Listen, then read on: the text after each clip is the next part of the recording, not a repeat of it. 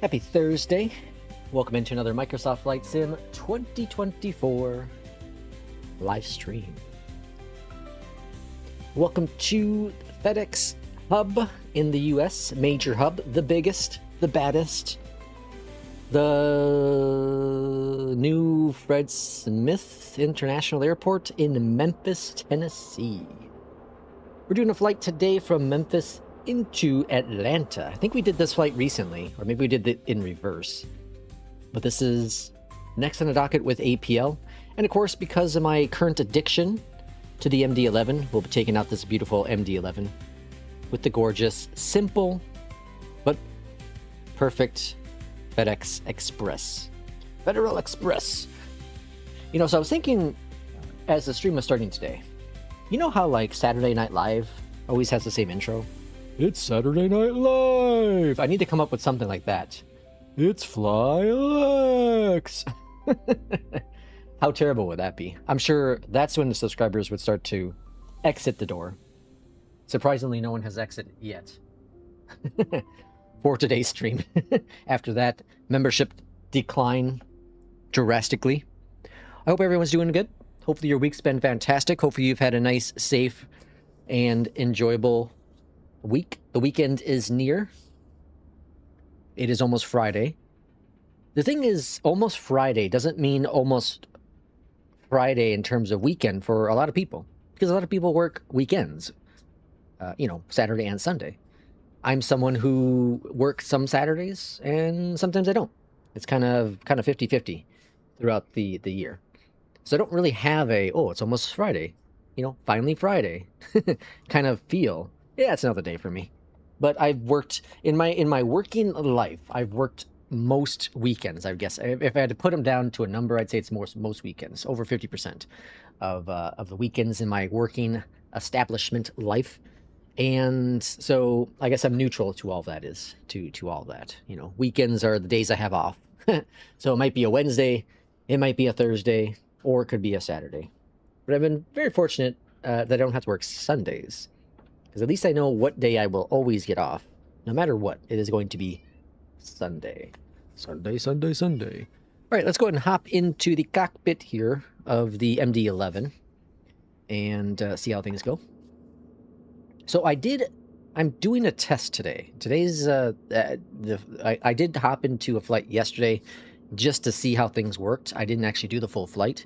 But I'm testing a theory out that I found deep in the world of Reddit, and that is with G-Sync and VRR with OLED monitors. So if you do not know, OLED monitors, they refresh at their gamma, so their whites, their brights, they refresh differently. And for people that have a G-Sync or a FreeSync monitor, you may have noticed if you enable G-Sync, right, as you should, that you may see little flashes of white, you know, so the blacks aren't full black in certain titles. And that is because of that refresh rate with gamma. Okay? So I might have something that could potentially fix that. I might. I'm going to keep it secret until I can confirm, because I've already said something in the past, and, well, it was partly true, but I want to make sure this is 100% before I spread the news of gossip through the worlds, right? So let's go ahead and look on down here. I do like G-Sync back on, though. It is nice. It is nice. I will not lie. Up here at the top, let's go to external power on. Autopilot. Get that AP right away. Battery switch on. Emergency power on. And IRSs. Okay, then we got to get some lights. And then emergency exit lights. Okay, then switch over back to the tablet.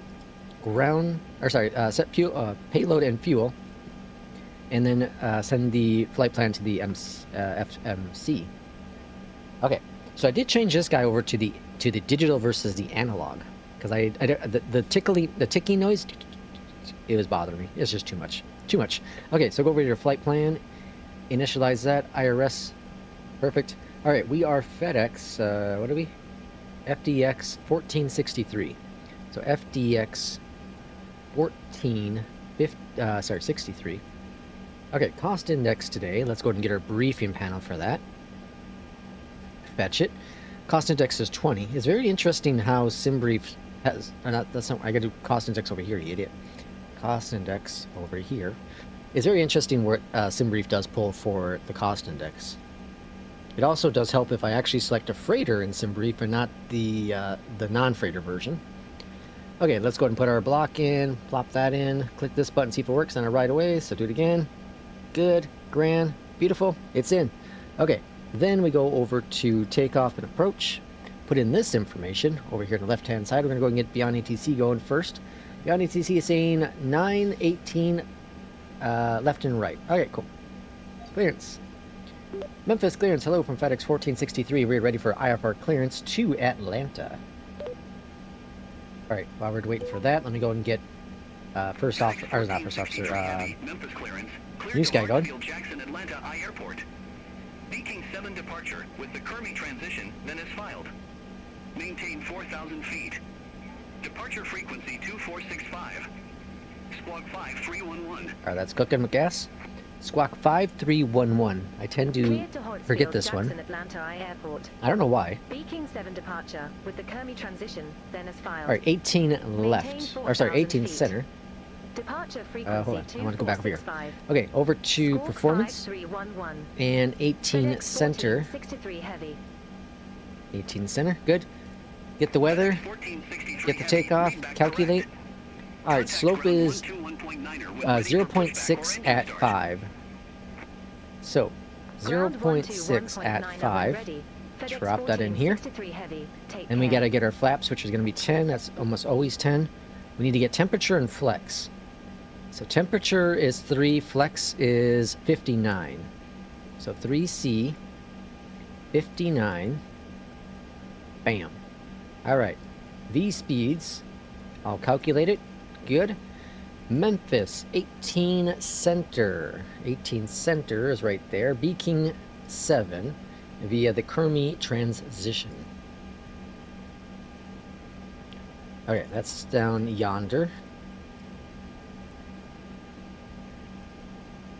Alright, it's not here. Okay, no problem. So then we go insert. It'll probably be somewhere in here. And then we can put in our arrival if we want to. There's Kermy. Kermit the Frog here. I do a pretty good Kermit, don't I? Kermit the Frog here. Alright, 16 right. That's about the only impersonation I can do. A green frog. Isn't that depressing? The Galvin 2 via Russa. Russa. Alright, that's in the box as well. Let's get rid of the briefing panel. And that's still looking good. Altimeters are all set and checked. Up here at the top, APU is available. External power is off. Over here to the left-hand side, go to services. Close that. Close, close, close. Oakley dokley. I think we're cooking. Alright, sorry. Let's check out chats here. I didn't check that out at all today. So let's go ahead and check that out. J. Russ says, I might do another flight this evening. It's been one of those days. I'm sorry, J. Russ. Hopefully you feel better and get better very soon. Jay says, maybe I'll do a long haul that keeps me up all night, like back during our childhood. Oh yeah, I remember doing some not long hauls, but I remember doing many flights throughout the evenings. Kubi, welcome in. Multiplayer is on, Kubi. It better be. P2, welcome in as well. Hope you're doing well. Let's see. Kubi says, if you have multiplayer, yes, multiplayer is on. You're going to be doing the A400. Very nice. Very nice. Keith, welcome on in. Lex, would you consider going to FS Weekend in Amsterdam? I would if you would buy me a ticket to cross the seas. Yes, I would. I'd very much consider it. I gotta get a passport. Let's see. Insert says, hello, welcome in. Jay says, I do perfect J. Russ impersonation. Ooh, we gotta hear that one time. And J-Lo, welcome in. Is that how you say it? J-Lu? Say it, J-Lu. How's it going? Thanks for the last video. Kind of opened my eyes about toxicity. I've been thinking about and feeling the same lately, but I really don't know what the issue was. I agree. It's something that we've talked about here in the community many times, and this here community is about a sanctuary. We're here to blossom and make everyone happy and friendly, right? We don't need that negativity. There's gonna be negativity. There are gonna be issues within the flight sim, world, and we have to discuss that here, but we have to discuss it maturely. Adults, we have to be adults to talk about that kind of stuff. Memphis ground, FedEx 1463 heavy, ready for pushback and engine start. All right, up here at the top then, let's go B. FedEx 14 and engine start approved. That's it. Face south.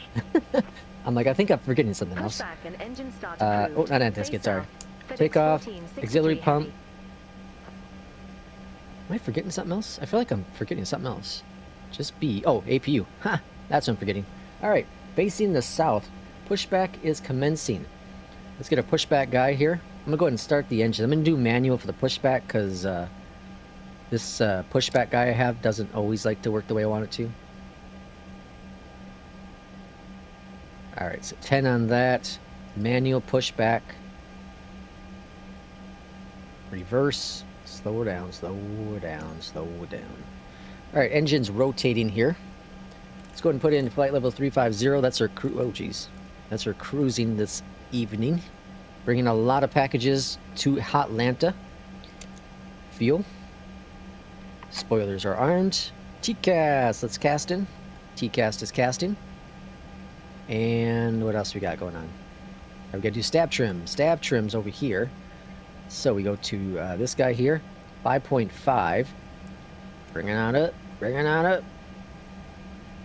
So do y'all read about the news? The FedEx news, or not FedEx news, the the MD-11 news? Oh, I'm screwing up. I'm supposed to do one first. Son of a biscuit. Well, we knew that wasn't going to last very long.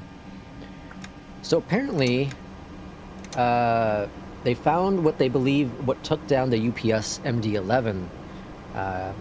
And interesting enough, it's something that Boeing actually stated that could be a potential issue. And we don't know if some of these airlines just disregarded it or didn't keep an eye on it enough. So that'd be interesting, more information to see down the road. Very sad stuff, but hopefully this means that we'll get the MD-11s back up in the sky. They'll be safer than ever. That's all that matters. Let's see, Kobe says airplane and map, I think. Insert says, hey, I do a pretty good Swedish accent. Oh wait, I speak Swedish. I've never had a Swedish meatball. Is that about the same thing?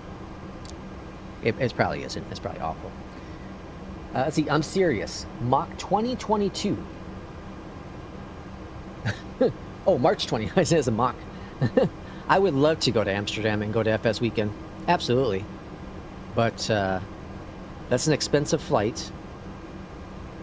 And I gotta get a passport. I would love to do it. One of these days, like, I know my wife and I, with some friends, we were talking about visiting somewhere in Europe. The plan was going to be this May, but because of how crazy the world is right now, we're going to hold off on doing any kind of international traveling because I don't think a lot of nations care for Americans too much right now. Maybe it's my own perception of it. So we're going to hold off and maybe we'll look at it here in like a year or two. Hopefully.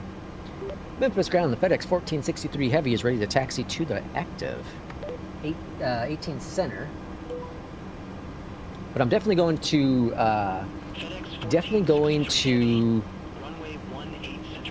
Flight Sim Expo in June.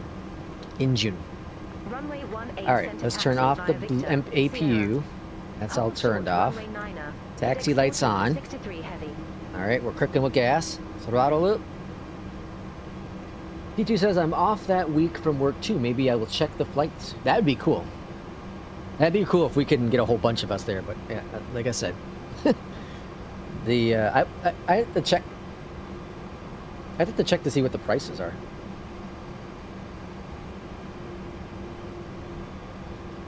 I wonder how much a ticket is. All right, what are we doing? Victor Sierra. Victor. I like to say Victor. Kubi, are you with us? Where's Kubi at? There's Kubi. Midlife Rex out there in the distance. In the A400. That's going to show up as a 777 for some reason. The model matching sometimes. I do have the simplified, I think, model matching on, so that could be the reason why. You can do what others do and put a Canadian flag on your back packs. I would love that. Let's see. Keith says, how can I chat with you further to discuss possibilities? Oh, Keith, I'd have to check the prices first. I gotta check all that stuff. That's in March. when is it? March 20th to the 22nd. I have something going on the week before that. I think it's the week before. Maybe it's week 2 weeks before that. Again, I have to check the prices, but it's the chances of it's like slim to none. In all honesty, it'd be so cool. It'd be so freaking cool. But let's see. Talking about passports, guess what arrived in the mail today? It was early. You get a passport? Where are you going? Holding at Sierra. Holding at 9. Norton down there taking off at runway 27. Hopefully they don't kill us. In an MD-11. Ooh, nice.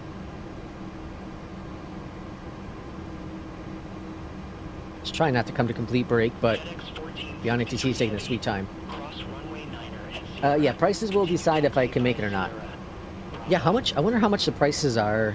Where? Oh, are they taking off? Yeah, I'll hold for K Norton here. We'll do the right thing. We got a UPS plane down there. What the hell? We got a UPS plane at FedEx land. Look at that. Look at that. That's cool.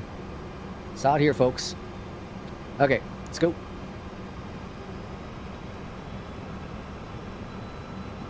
Let's make it happen. All right, we're taking the Sierra to Bravo. Sierra to Bravo. And Bravo is going to be the first one here, I guess. No, not this first one, but the second first one. The second first one.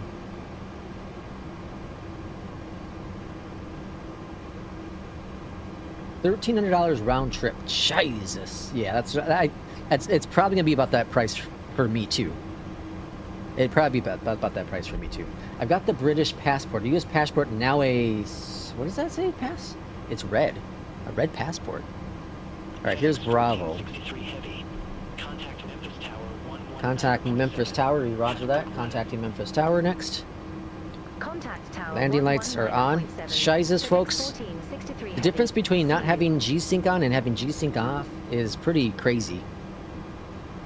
Memphis Tower, very good evening from FedEx 1463 Heavy. We are ready to go. Runway 18 center. What was I going to say? Oh, so you know J. Russ found this out. J. Russ was a good lad and found this out. And that is the airport lights or enhanced lights that you can get from the marketplace causes problems. Ooh, are they waiting for us? Oh, there's midlife. Okay, cool. Hey, midlife. Okay, so anyways, yeah, it causes conflicts with certain planes, right? But it also causes conflicts with airports. This is one of those airports it causes conflicts with. I was wondering why. But sometimes, often, you would see like little, it would be like the ground markers are coming out of the ground. It's weird. The ground lights, I should say. All these would be coming out of the ground. Okay, so we got landing lights on. Let's go. Throttle up.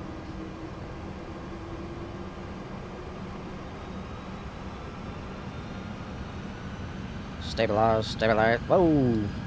Toga. That scared me. Scared the crap out of me almost. Alright, we're going. We're going. Whoa, midlife. Whoa, we got a little bit of a crosswind, looks like. Alright, thank you for that, midlife. Yeah, help me understand we're going to have a crosswind. I didn't even look. Isn't that how pilots do it? Yeah, that plane looked like it was a crosswind takeoff.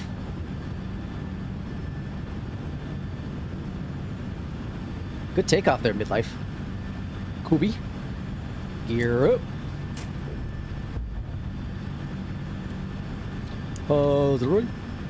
Alright, all looking good. The King has arrived. Welcome in, King Bob. Hey, King, I was just talking about earlier when I started the stream. I might have found a possible fix. It's not a perfect fix, but a possible fix for G-Sync and the gamma, the blinking, the flashing whites. You know, the weird flashing stuff. I might have uncovered something. I want to wait until I can confirm it though, because I don't want everyone to be like, oh wow. But I might have uncovered something from the dark side of the internet. There's a very high possibility. So far I've not seen the blink, the weirdness going on yet. It might also be very system dependent. But I need to see, this is going to be a good test when we get into Atlanta. Atlanta's very heavy on frames, especially with Beyondatc traffic. So this will be a big test, because part of what happens with the VRR and G-Sync stuff is low frame rates. So when G-Sync or FreeSync detect low frame rates, it gets all out of whack. Okay, so we need to get some low frame rates. For a change, I'm like, hey, give me some low frame rates. We'll see what happens, though. We'll see what happens. I'm hoping it fixed it, because I'm running it right now. I'm running G-Sync right now. Well, G-Sync, FreeSync. I'm running it right now, and no issues. I've applied my little test. My little shot in the arm to see if it actually fixes it. Okay, so spoilers are up. And slats are coming up next. And looking good. Autopilot's going to turn down a little early. And then we're going to go to increase the range because we want to see out farther. I'm getting it, folks. I'm getting it. We got a disco there. No problem. Not disco balls, just disco. Let's swing on down here and clear out the disco right there. Clear. Uh-oh. Not allowed. Vector. Hello, Vector. Clear. Clear. Alright, there we go. It's cleared out. And what happened? What was that about? What was the flashing light for?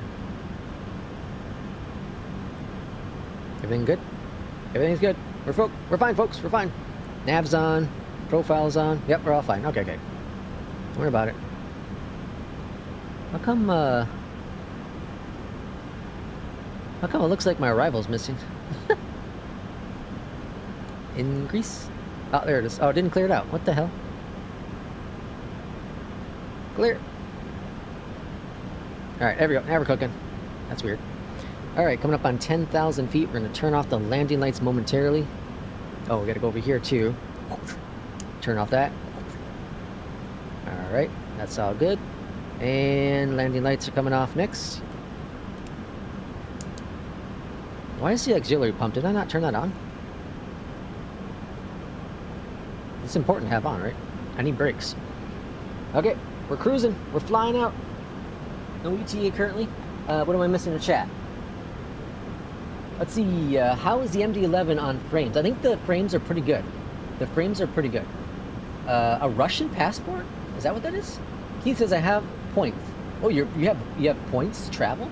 Wife gave me approval. Need to share accommodation. Save. No local buddies are interested. Really, Keith? You have no one interested in all the lands there to go to FS Weekend? That's crazy. Let's see. With all the money you get from the latest video, 1,300 will be no issue. Yeah, right. One video. I don't. So okay, people don't share. People don't share. Oh no, let's see. Apex goes off after engine start. Oh, okay, that's not for brakes. All right, let's go down here. All right, it's off. Okay, let's check. Let's check FS Weekend 2026. Oh, I was gonna check. Okay, so that's in the Netherlands. The Netherlands.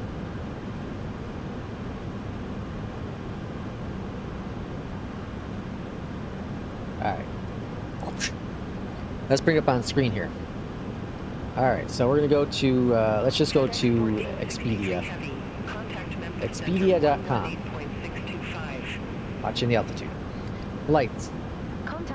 Chicago. Sure. Alright, and this is March something? Somewhere around here, right? FS Weekend, so I'd have to fly in there probably, leave on that day probably. Okay, let's see what the price is, just out of curiosity. Watching the plane here. Watching the plane. We're flying still. Look at this. It's beautiful. It's gorgeous, I say. It's gorgeous. Whoa, that's dirt cheap. 560 bucks. No way. One stop in JFK for 2 hours. Departing from O'Hare, going to Amsterdam. Leave at 1:37. Arrive in Amsterdam at 8:15 in the AM. Wow, these are a lot cheaper than I thought they'd be. There's no directs, huh? Oh, here's a direct. 9:10 p.m. with United for $1,100. Air France operates. Stop. Wow, what the hell? We go down to Atlanta, then Atlanta to Amsterdam. That's crazy. Wow, these prices are a lot better than I thought they would be. Considering to go visit my mom, it's like 300 bucks. And that's like 1,000 miles away. That's wild. Center on 135. That's crazy talk. FedEx 14, I thought it'd be a lot more. Okay, standard. Pull that. Okay. What was the other thing I was talking about? Oh yeah, money. Okay. Let's check money. So, what do I make on an average video? What's the guesses? What do you think I make on an average video? Okay. I don't know what the average numbers are. I don't know, 1,000 views, right? Okay, let's just say 1,000 views for an average number. Let's say, okay, let's just go high end, 2,000. I don't know, it's probably average is probably 1,000, honestly. Okay, let's just say 1,000. Let's just say 1,000. 1,000 views. How much money do you think a streamer makes? So I got my cold and dark EJET video I made. All right, my cold and dark EJET video I had made.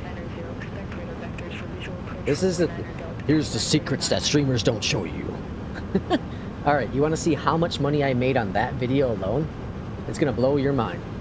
It's gonna blow your mind. Are we talking about the little flashes we see even more at night? J Russ, do you have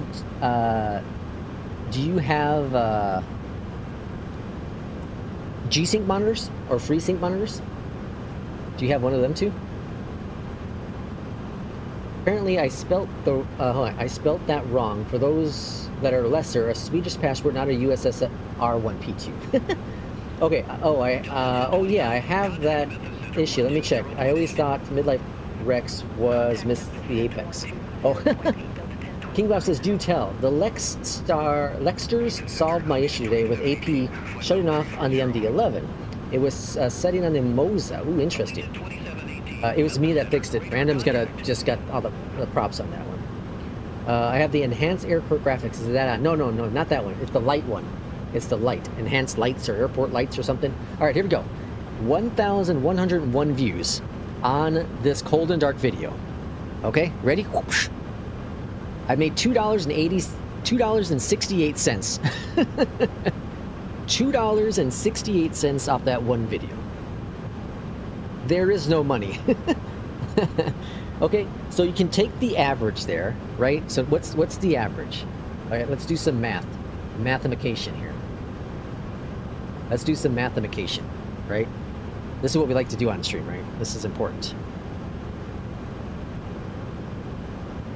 So 268. That's 0.002 cents, less than a penny per view. Here's the math. 0.002. Okay, so now let's take that number. Okay, let's take this number. Let's reset. Let's drop it in here. And we're gonna times that. Let's say I got 10,000 views on a video.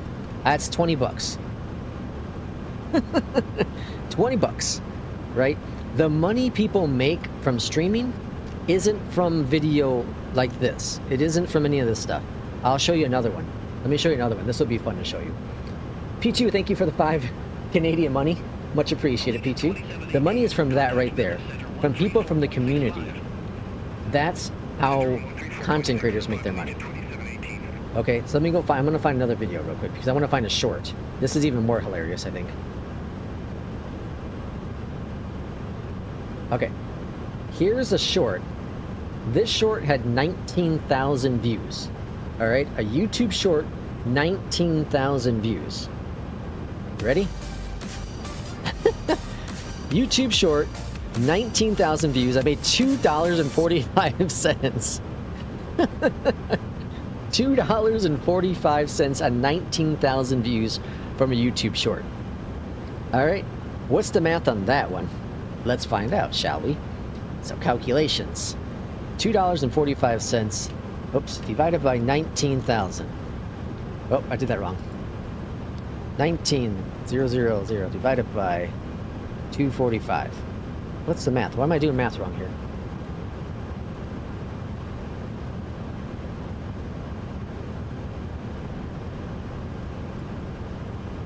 All right, that's 0.0001%. It's okay. It's not even, you can't even joke about that one. It's it would take how many views? It would take every what 10 views, or sorry, every 100 views I make a penny off of shorts, right? And King Bob said it gave me $2.68. Thank you for that, King Bob. Oh my gosh, that's fantastic. There is no money from the videos. There's no money. The most popular video that I have on the channel, I'm curious about that. Let me check that. I think it's the Beyondatc video. Well, in terms of flight sim. No, that's wrong. It's my Talk to ATC video. My Talk to ATC video. And that video... Oh, that video did really well. What the hell? Alright, that video... That's crazy. That video made $131, but it also got 30,000 views. That's wild. How come that one's so much more? It's probably because of the length of the video. Let's find another one. Career tips. Sorry, there's 4 tips. I did this one for Flight Sim 2024. That's $140. Wow, okay. Some videos do pretty good. I ain't gonna lie. Alright, set up the EFB. This one's a shorter video. This is 8 minutes long. Alright, no one's watching this entire video, right? There we go. $51. 51 bucks. What else we got here? Performance boost. Here's my performance video that did 14,000 views. And that's $31. Yeah. So there is a little bit of money, but there's not a lot of money. The majority of the money streamers make, is from people like King Bob, like P2, who are contributing to the community, to me, right? That's the majority of where the money comes from. You know, I'm fortunate that I have a lot of people that have helped me keep this going. You know, help me provide money so that I could purchase add-ons, because there's definitely the MD-11. This plane is a perfect example of a plane that I probably would not have bought because I couldn't afford it, right? But because the community chipped in together, we got money from J. Russ and P2 and whoever else I can. A whole bunch of people donated money. You know, $3-4, and that all adds up. Half of the plane was paid for from the community, and then I forked over the other half to get this plane, right? So that's where all the money comes from when it comes from, you know, all the memberships, you know, whatever. I have, what we got, 20 members or so, Lex co-pilots. So that's 80 cents I make per member. Okay, not a lot of money there either. But that's where the money comes from. That's where all the support comes from, and allows me to continue buying add-ons and streaming and all that jazz, right? So I don't know. I want to be. Part of this, what we've done here with this community, is the transparency. I feel, right? I've always said it from day one. I'm never going to be a full-time streamer. I don't desire to be a full-time streamer. I could never be a full-time streamer. No way, no way. But I enjoy doing this. I enjoy having these conversations. I enjoy making the video like the last video I just made. I enjoy doing that because there are a lot of scary people in the world, or negative people in the world, and I don't want that to be here. We will complain. I've complained about any builds. I've complained about SI. I've complained, you know, about PMDG. I've complained about different developers. And like I said in that video, it is great to criticize not great, but you know, you should criticize developers when they need to have that criticism. And I think us as a community criticize any builds for so long about the 350 that you know, it looks like they changed their ways a little bit. That they now becoming a better developer because of the consistent pressure on them to make that 350 a better plane. We've seen it with their sceneries, better optimization with what's that new, the recent one they what was that recent one they released? I don't know. But they're also working on Dallas. You know, that Dallas might actually perform extremely well. Extremely well. Keith says we got to go meet Two-Tone Murphy. Jesus. Lex, do you want one? Well, Lex, do you want one? SEK. What? SEK, what is that? King Bob says 45K. 65 points and 800 CAD for me. 65K, at 65,000 points. You know, I was looking at airline points. It's really interesting stuff. Let's see. How, can you activate the map, please? Which map? What am I activating? Map? There's a map? Let me activate this guy, though. Hit that button. Alright, there, that's updated up there. Memphis to Atlanta. What map are we activating? Is P2 still MD-11-less? Yes, he is. Yes, he is. But the pressure is mounting. I can't give him one SEK, 11 cents. Oh, 11 cents. That's how we know Lex is secretly a YouTube millionaire. Yeah. I'm going to sleep now. I'm going to slap my laptop screen being on. What now? I'm getting slapped. Oh, I'm getting slapped from my laptop screen being on. Have a great night, Random. Thanks for coming in. King Bob says, does Google take a cut? Yes. So for, let's say, the memberships, for example, the memberships are $1.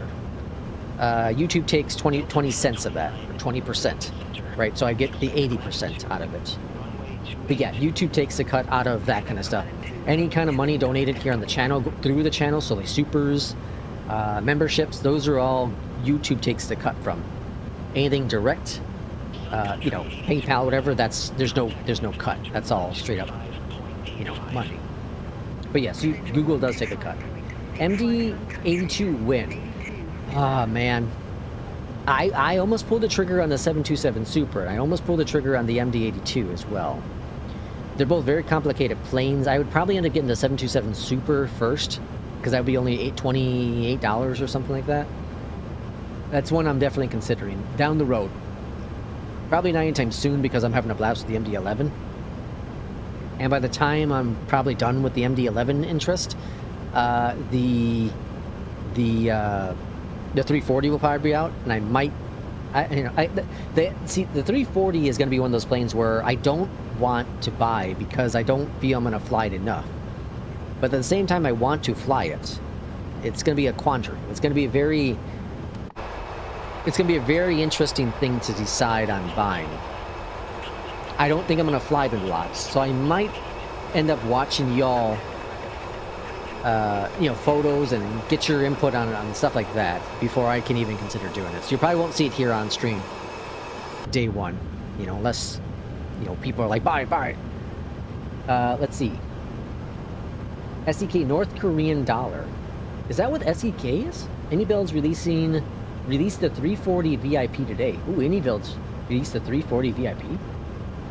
Higher the cost. Hold on, what now? Higher the cost, the more scrutiny the developers deserve. True, I agree. Also booked a flight to Stockholm. Ooh, nice. The pressure is getting to me. Good night, Insert Random.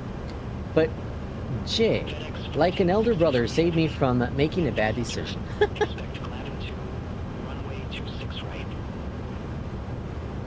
We will expect Glavin 2, runway 26 right, FedEx 1463 heavy.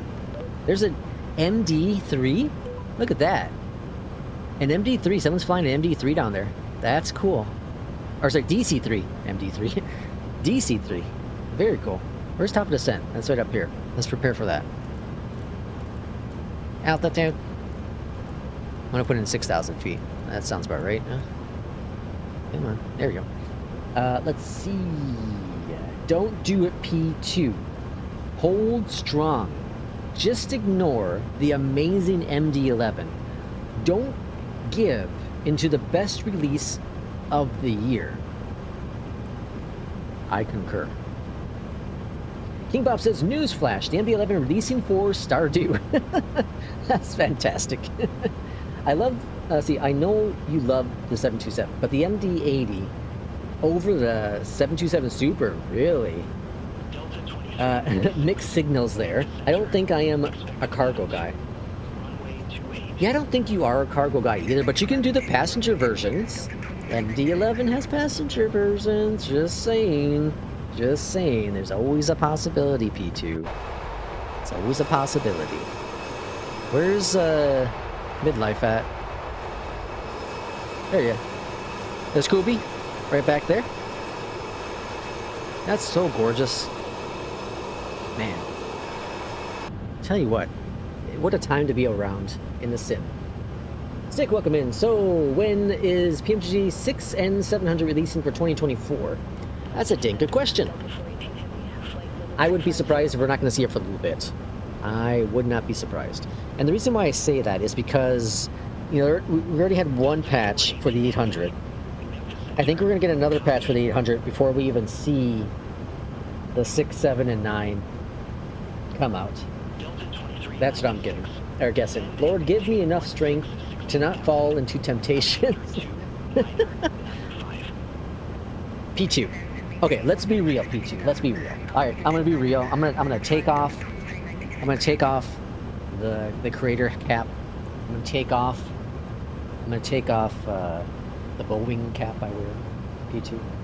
I'm gonna come down and talk nice and low here and real. What is it about the MD-11 that interests me the most? Well, if I had to just pick one word of why I think, or sorry, what I think about the MD-11, what I'm going to say is the MD-11 is probably,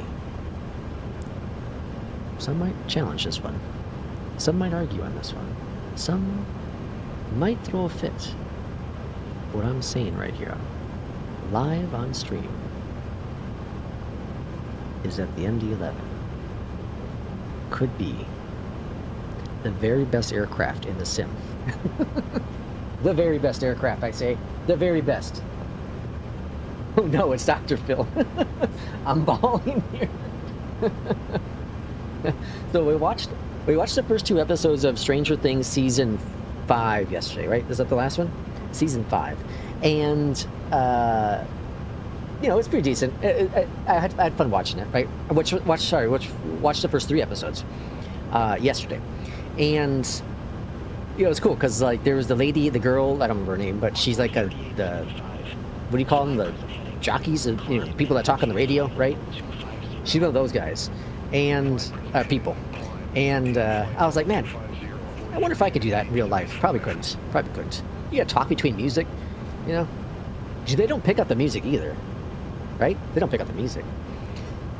3 engines, baby. That's what I'm talking about. 3 engines. I don't know, P2. To be straight and honest with you, it's just a really fun plane. It truly is a cool plane. There are virtually no major issues with it. There's some weird little, you know, click spots issues. It doesn't cause any issues. You can click on them still. It doesn't show the little hands sometimes. That's about the only issue I've run into. If you do the Navigraph data little hack to make it work, that's just on Navigraph's side. They're going to get that fixed soon enough, and then there won't be an issue. This plane is really, really good.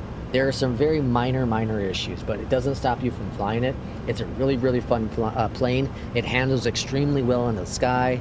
It's got modern avionics, even though it's an older plane. All this stuff, if you're very familiar with Airbus and Boeings, it looks the same, right? It's just a really, really fun plane. It really, really is. It's a plane that if I had to pick now, if I had to pick my top 5 planes, favorite planes in the sim, in terms of airliners, I'm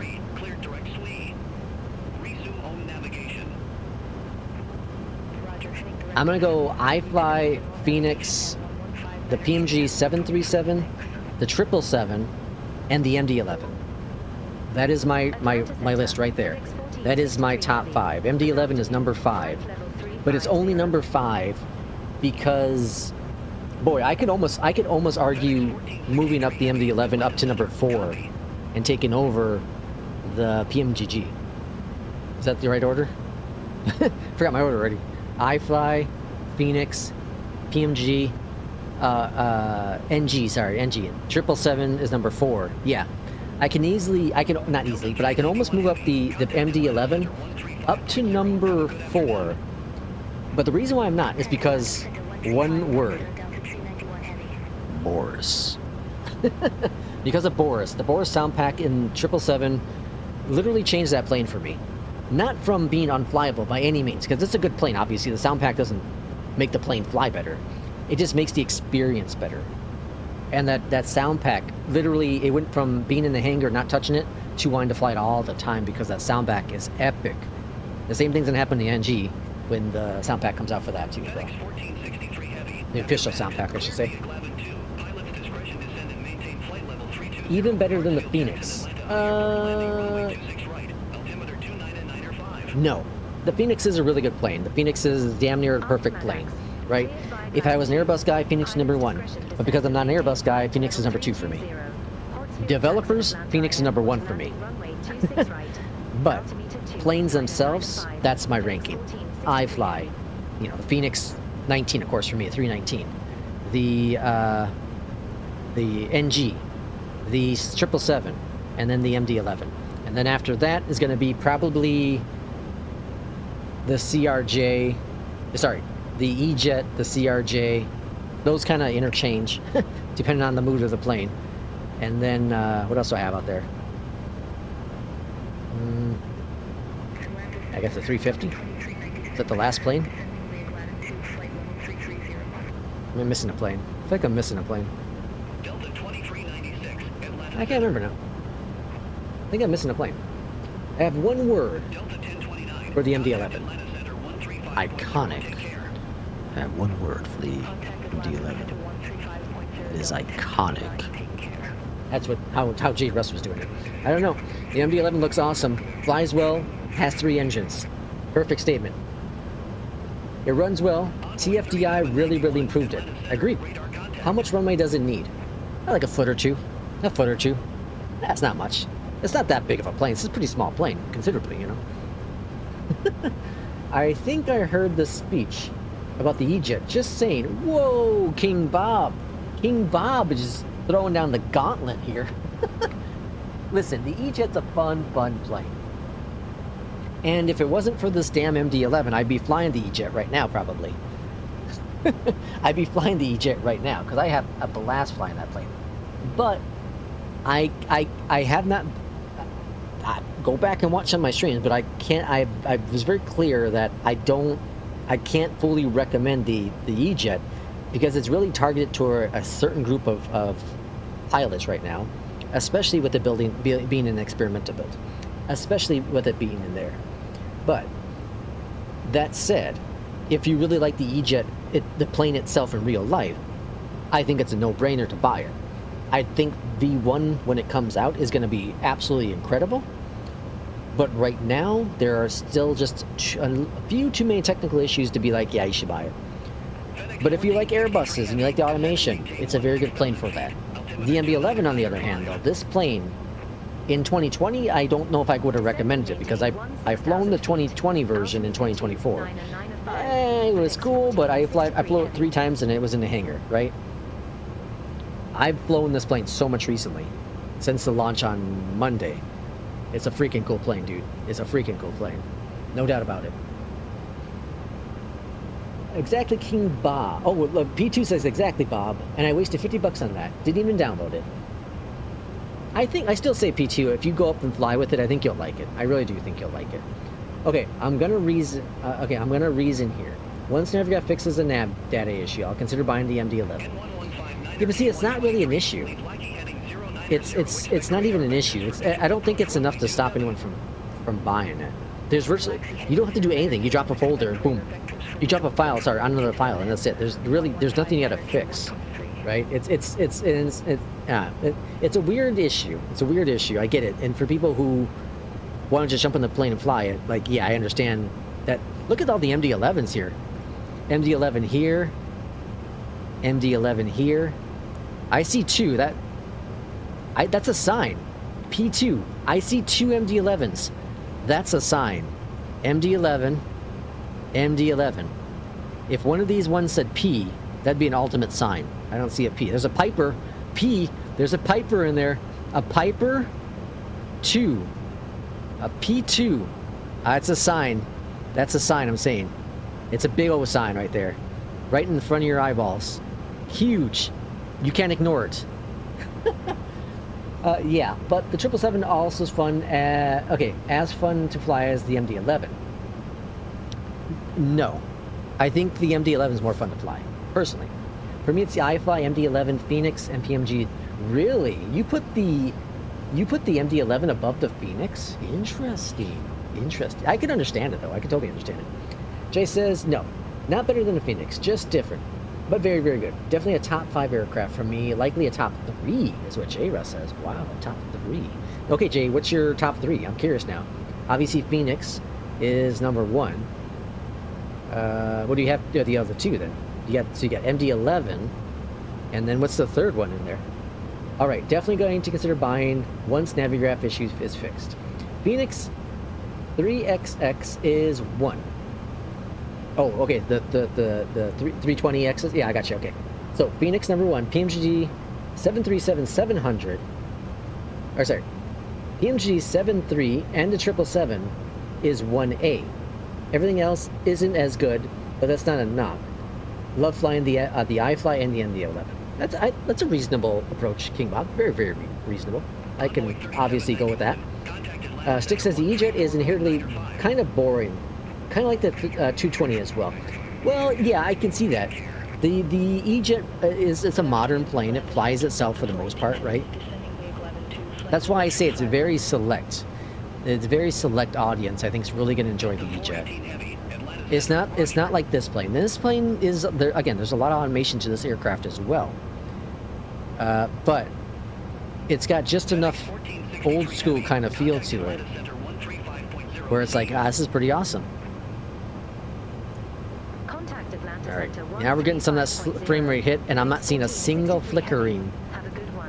Not a single flickering of the gamma stuff. Oh, I think we got it figured out, guys. I gotta do more testing still, but I think I got it figured out. I'm happy. G-Sync working again? Ah, buddy. Let's see. Fun factor. Top 5. RJ says the 737. Which one? Which one, RJ? Which 737? The iFly or the NG? Or you just combine it into one? You might combine it into one. The MD-11, the MD-82, the FENIX, and the 777. Ooh, interesting adding the MD-82. Very interesting adding the MD-82. You sound like the Orange Man now. Oh, Jesus. Where's Irishman at? We need a ban. We need a timeout for P2. Key says, which 737 RJ? Yeah, that's what I was wondering too. Ignore it, P2. It's likely to completely change direction of your 2026 in a positive direction. Can't have that kind of positivity. That was pretty good, Jay. Oh boy, this is real. See, Jay Russ is great because Jay Russ is playing the devil's advocate thing. He's like, yeah, you don't need it. You don't need it. You need it. I think you need it. No, you don't really need it. You don't need it. Yeah, you really need it. Yeah. You know, it's fine. You don't want to fly the best plane that's out there right now in the sim. I understand that. You know, not everyone wants to have fun. Not everyone wants to have fun in the sim. You know, it's only for people, you know, who like to jump into an aircraft and fly like the greatest experience they've had in flight sim in a long time. It's only for those people. That's Jay Russ's approach right now. It's fantastic. All right, 1111 on the minimums. We got a plane to fly here still.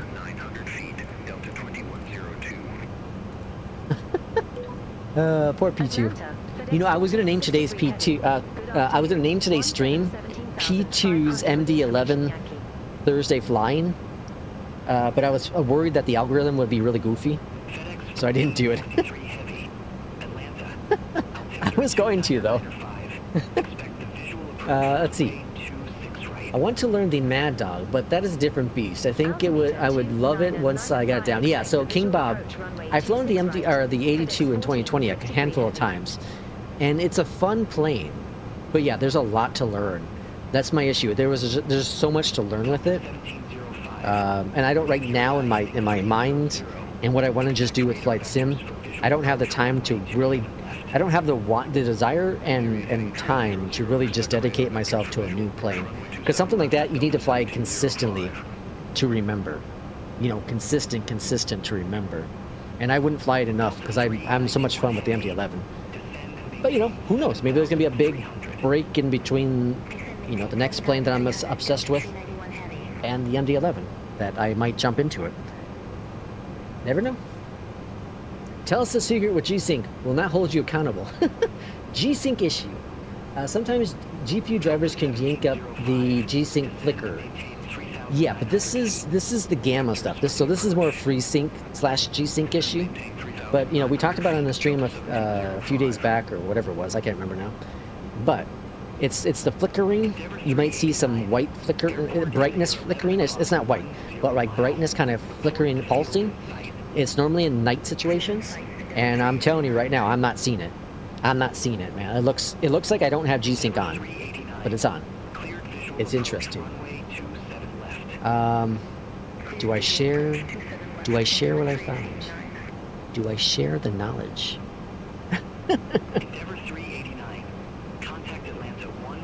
I am on the checkout screen. Are you sure about this plane?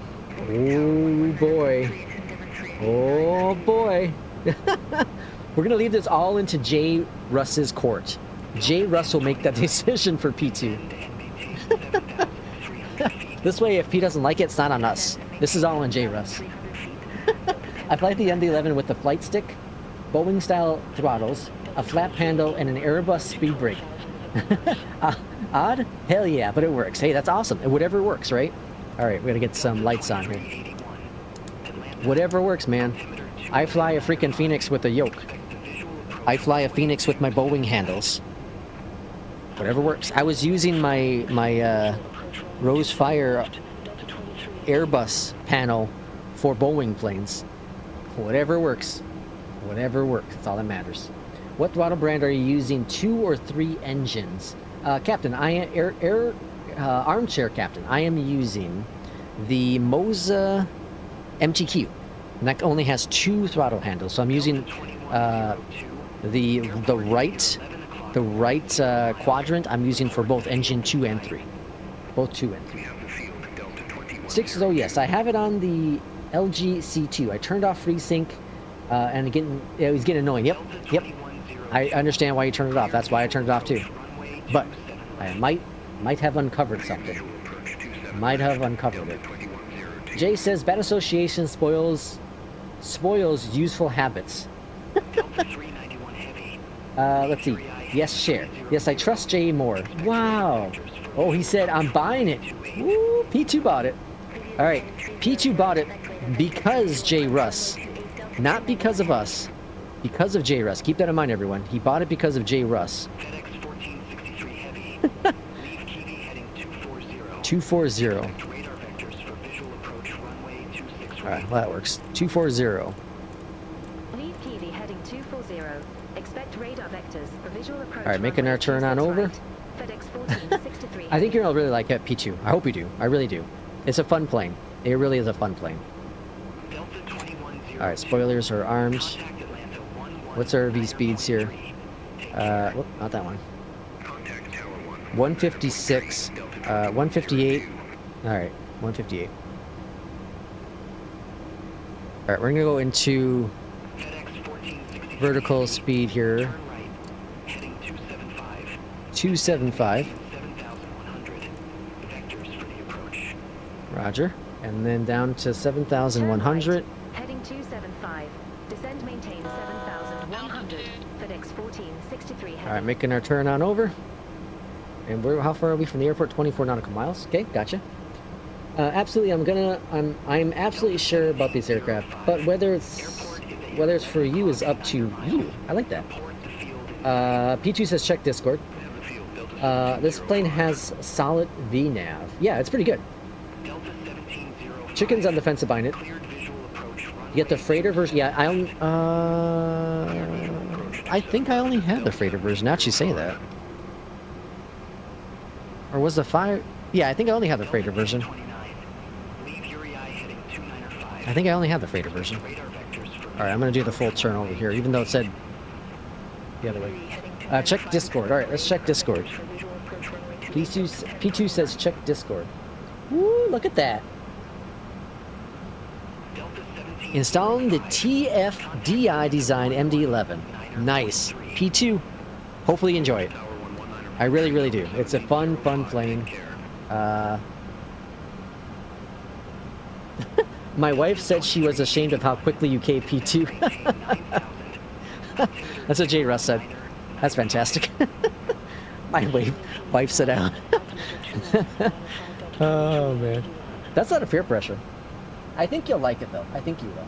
I hope you will. FedEx 1463 Heavy. Turn left, heading 240.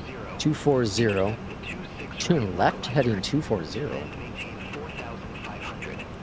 Why would I turn left 240? Turn left, heading 240. All right, Beyondatc TC. 26 right You lost your marbles. Descend, maintain 4,500. FedEx 1463 Heavy. Let's see. Yeah, this is definitely the most unique plane I've bought. Delta 391 Heavy. Airport Namsty? Alright, our runway is over here. 26 right. I'm not sure why I was saying Delta 391 the other one. Cleared visual approach runway to Oh, we gotta descend. Alright, let's descend here. Let's descend. Let's see. We want to be where we want to be? 4,000 feet at whatever that is.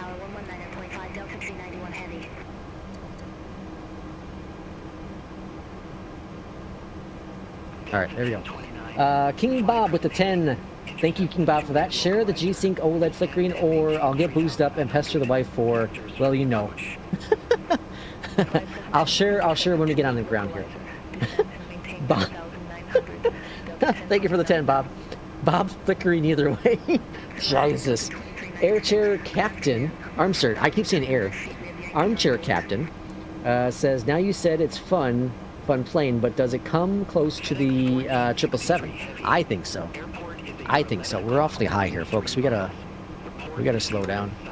I gotta focus here on this landing thing. We have the field in sight, FedEx 1463 Heavy.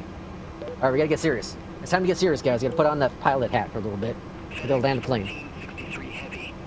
Alright. Approach. Alright, approach is on there. Cleared visual approach 26 Decrease. FedEx 1463 Alright, Heavy. looking good there. Alright, got that going. Looking good. We gotta get down a little faster still. We're doing alright so far. 11 nautical miles out. Oh boy. Alright, and is that on? Contact tower. Alright, that's armed. Go on down here. Let's go and get some max. Let's do medium. We don't need max. Medium parking. We're gonna exit to the right on landing because cargo's on the right side here. Visual runway 26 right. Alright, glide slope is captured. That's good. Speed's coming down. All looking fantastic here. More hardware, I meant to say. Oh, more hardware. Oh, okay. I gotcha. The hardware. Yeah. Alright, flaps. 10. Uh-oh. I forgot something. 15. 15 flaps. 15 flaps. Checked. Namaste. What does that mean? Namaste. King, you be you. I'll just ask nicely for the secret. I think the 777 is a better aircraft technically, but the MD-11 is more fun. I agree with that. I 100% agree with that. If you like the 777, but you want some of the little old school stuff in planes, that's where the MD-11 really shines. The sounds aren't bad. They're not amazing, but they're not bad. I would say they're above average for a standard sound. Now, if Boris ever came out with the sound pack, I'd buy day one. Minute one. Alright, flaps. 28. Outer marker. Checked. 6 nautical miles out. Geez, now, like a giveaway, we gotta wait till the landing to figure it out. Next thing you know, I'll be buying a Moza AY210. That I don't think is ever gonna happen from P2. Although, if we can convince him, you never know. Stabilizer motion. Alright, AP off my aircraft. Gonna be all right, folks. We're gonna be all right. All right, enough talking.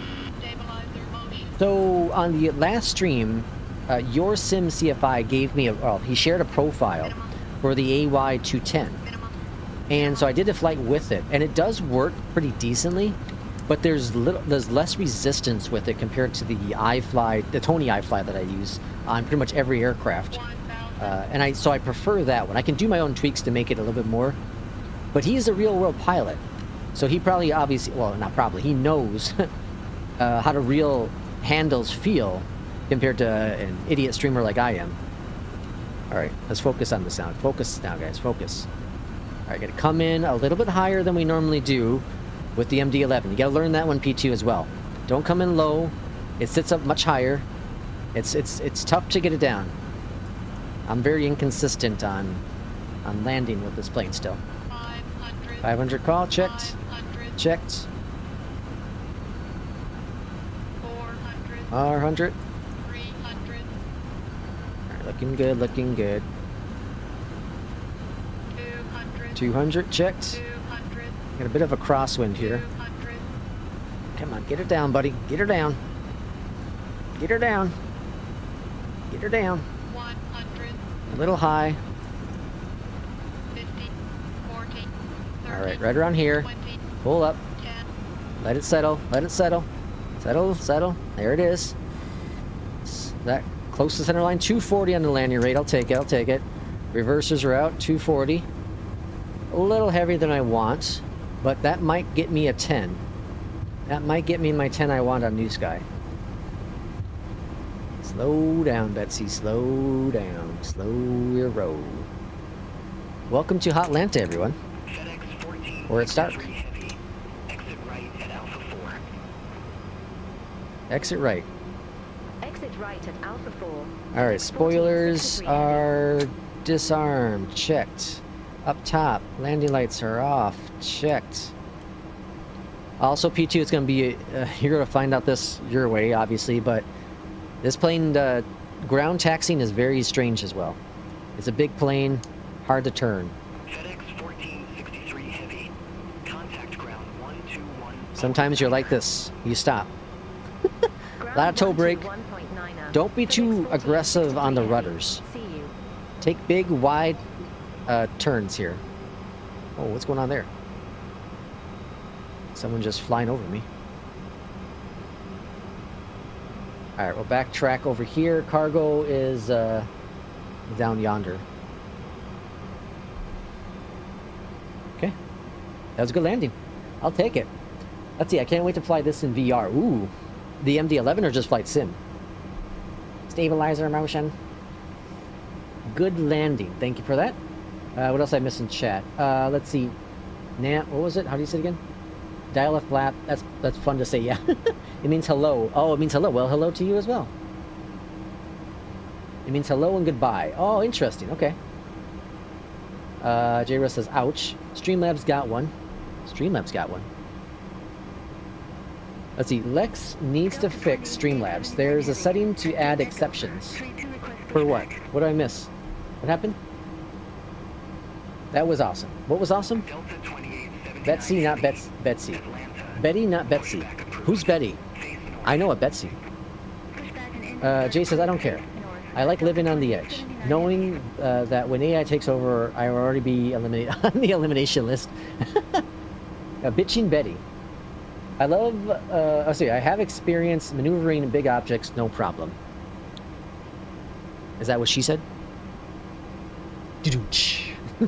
Oh no, like your ego. Jesus, the MD-11. Oh, VR and with the MD-11. Yeah, that could be. I haven't tried VR in a long time. There goes midlife. We just watched a really good landing from Kobe there. Good job, Kobe. Very nice landing there. Very nice landing. In the A400, even though it's showing as the 777 for some reason.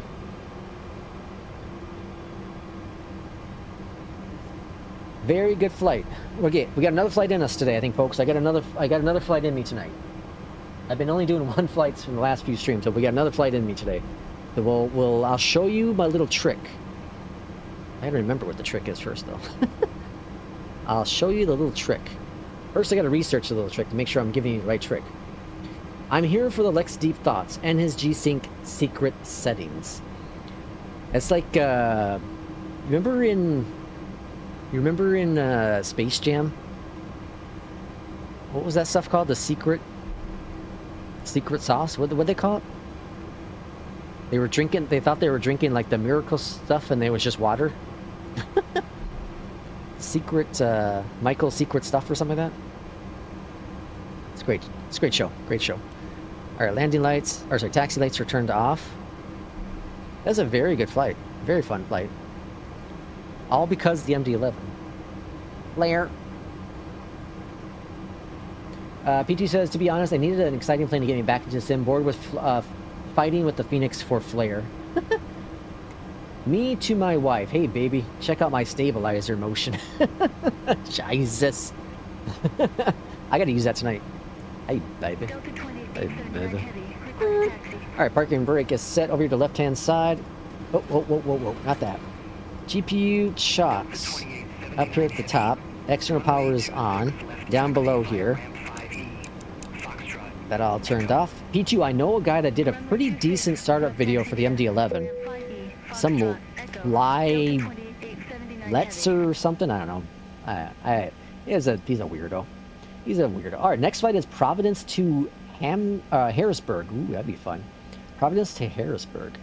Alright, let's check our scores first off, though. Scores are important. You gotta score the chicks, man. You gotta score the chicks. If you're not scoring the chicks, you ain't nobody. Hey, I think that's my first 100 in NewSky with the MD-11. It is. Hot diggity damn. Finally got 100. I finally did everything right. After how many flights? A 248 on a landing in here. Very, very nice. Finally got everything right for a change. I've always missed something. Always missed something. Fantastic. All right. Yeah, I have a lot of confidence tonight, P2, for sure. Oh, yeah, driver, right? Yeah, you better believe it. He's a real world guy. All right, let's go ahead and close this flight. Come on, 10s. Come on, roll the dice. Give me 10s, baby. Damn. Still can't get a 10 here. It's hard. A 964, probably because I was off the center line. $13,000. Off the center line. Yep, off the center line. Damn. 240 on the landing rate. Okay, how do we do... Let's check real quick while we got a second. Let's check over here. And, what was I going to look at? Fleet? Can we see that here? Yeah, we can see profit. Okay, we want to look at the MD. The Lex MD. Where the hell is it? There it is, right here. All right. Okay, so currently we're looking good. We're looking $52,000 positive. All right, so we're looking all right. We got to do more flights. We got 6 total flights in the MD-11 so far. So King Bob, RJ, there's more than that. King Bob, RJ, and me have all completed flights. Whoa, King Bob lost his money. Oh, I mean, I remember you talking about that, King Bob, in Discord. And then RJ had a rough one there, huh? Okay, so let's go and get our. I'm gonna recycle the sim because I can figure out this trick real quick, and then we're gonna do the second flight. I hope Boris comes out with the sound. With the sound set as it did with the MD-80. Did Boris have an MD-80 sound set? In sim white bass. Whoa, whoa, whoa! What's going on here? White bass? What is that? Let's see. Real world jacket. Oh, geez, Jesus, folks. Okay, let me research this real quick to make sure I'm giving you the correct information. And then if I am, I'll share you the deets. As the kids say, as the young kids say, I'm not young anymore. I'm not young, folks. I don't know if I ever was young. Forever young, I want to be forever young. Don't they have a lovely singing voice? Isn't that like a song? I think that's a song. All right, so I got to do that. Yep, that's correct. That's correct. Yep, yep, yep. Remember that. Remember that. And then, yep. And then we want to do, what do we want to do here? We want to do, yep, yep, yep, yep. Okay, yep. Uh-huh. Yeah, yeah, that looks right. Sure, yep. Uh-huh. Yeah, I think that's it. Uh-huh. Okay. Yeah. I think I got it. I think I got it. Uh-huh. Yep. Okay. Okay. All right, let's go and start. Let's go and start up the sim again. And while we're doing that, I'm going to check one more thing just to verify my notes are proper here. So we want to make sure the notes are proper all the time. Do you take notes in bed? Because I take notes in bed. You got to make sure, you know, the right moves being done. That's just weird. You know, if you're not doing the right moves, then how are you going to remember next time? That's what I'm saying. Yesterday was Wednesday, right? Yeah, yesterday was Wednesday.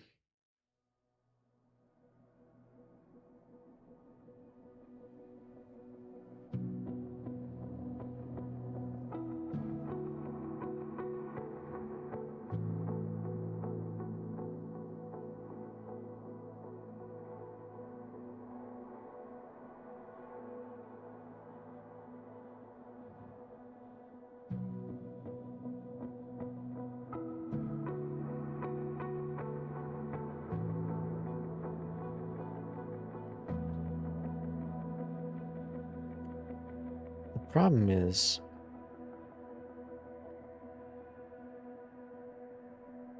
trying to find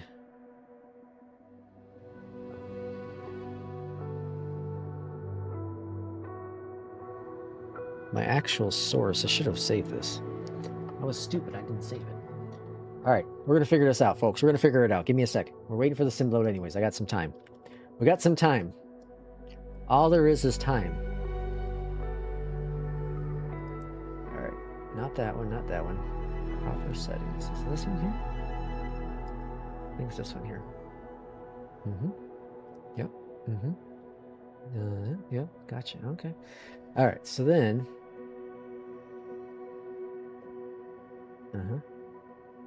Yep. Okay. Nope. Not what I'm looking for. Okay, let's see what else is there. I want to make sure I give you the correct information. I don't want to give you false information. So I'm trying to make sure I'm as accurate as possible with this. But I was an idiot. I didn't save what I did. So why would you save something like that?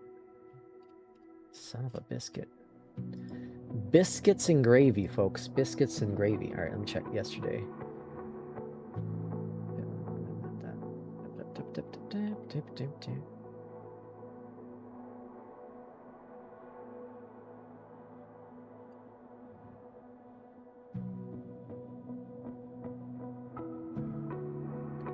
Well, sugar and spice.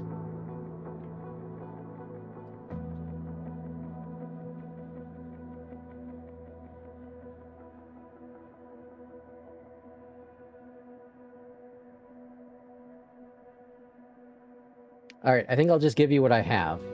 I might be missing something, though. There's a chance I might be missing one thing. So, if this isn't fully correct, and again, this is all going to be dependent on your screen, too, because every screen is going to be a little bit different, but regardless, here is the tip I can provide. And this is only for NVIDIA, because this is the only thing I have. So if you have an AMD card, I have no idea. Well, of course, I guess G-Sync is only NVIDIA. FreeSync is available for AMD as well. So what you need to do is in your NVIDIA control panel, where'd my mouse go? Here we go. In your NVIDIA control panel, this is the NVIDIA control panel. Okay, in this guy, it is very imperative. The first thing you want to do is make sure that G-Sync is enabled. Enabled for window and full screen mode. If you have a FreeSync monitor, so you can see I have two monitors here. The Dell Alienware on the right side, that is my second monitor. That is the G-Sync monitor. Then my main monitor is another Alienware. This one is a FreeSync monitor. That's what the F stands for. Not for FU, but for, you know, FreeSync. So that means I have to enable this, which is enable settings for selected display monitor. That just makes FreeSync work with G-Sync, in short. Okay, so once you have that done, the next thing you need to do is you need to go up here to the top. You need to go over here to change resolution. Now, you figure out which one you want to do here. So, right, you pick your monitor. So this is my primary monitor. So this is the one, if you only have one monitor, it'll only be one. But if you have another one, whatever you're looking at in Flight Sim the most, this is the one you want to mess with, okay? You want to make sure refresh rate is whatever you want. All right, so whatever, I have 100. My thing can go up to 165, but I keep mine at 100 because Flight Sim can't do a 165. Not with traffic and all that jazz, right? And then, of course, resolution. Then what you want to do is go all down here to the bottom. This is the most important step. right here, output color depth. Output color depth. Make sure this one says 8. Okay, so make sure that says 8. Mine defaults to 10, but make sure it says 8. Make sure your color depth is 32 here, your desktop color. This is RGB, and this is full range. But this is the most important one. Output color depth needs to be 8 and not 10. Okay? Once you're done with that, hit apply. I'm not going to because I don't want to break whatever I did. Okay, then you want to do is go over here to manage 3D settings and scroll on down here. And what you want to do is make sure you have VSync, vertical sync is on. Force it on. Okay, so what VSync does is it takes, G-Sync will be for high frames, VSync will be for low frames. So it balances them out, okay?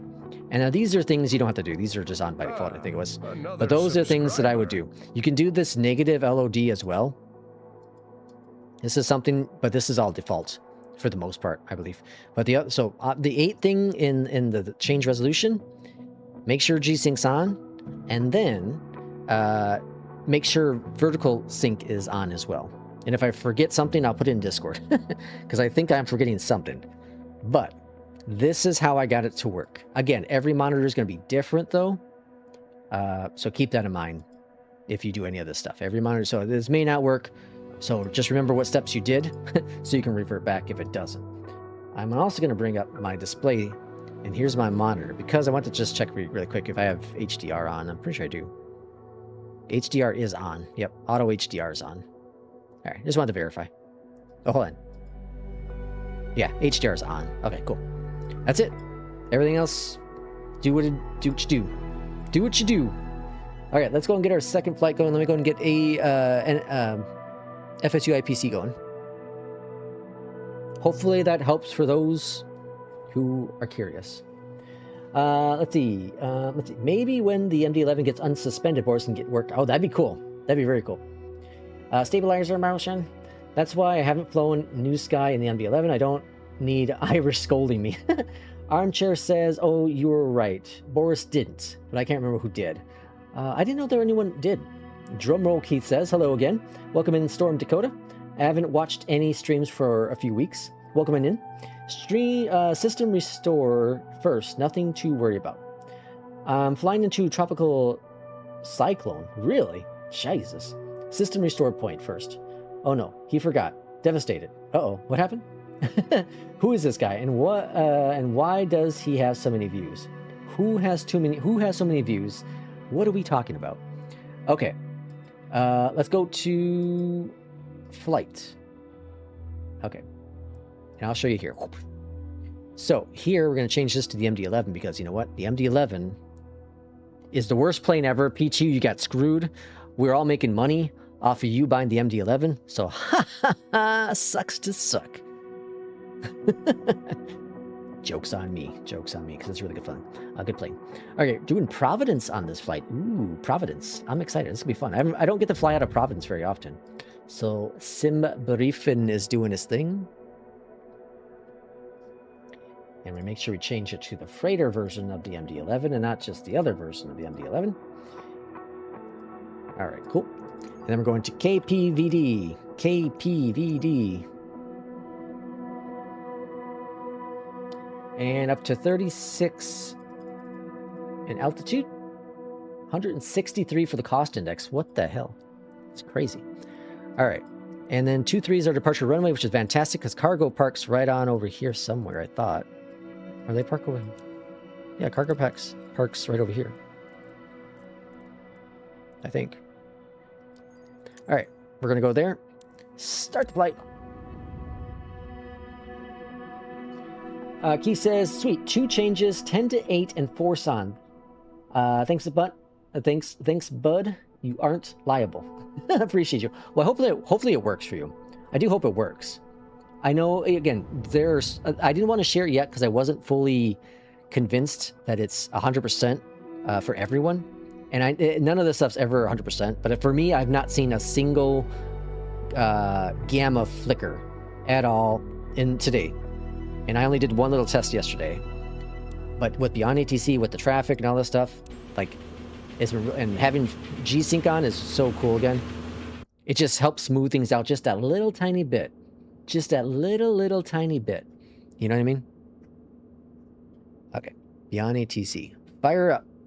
We got an hour to feed the pets. We got to hurry up on this flight. Get your butt moving. Pets are going to be like, they're going to eat me. If I disappear off stream, you know why. All right. That's doing his thing.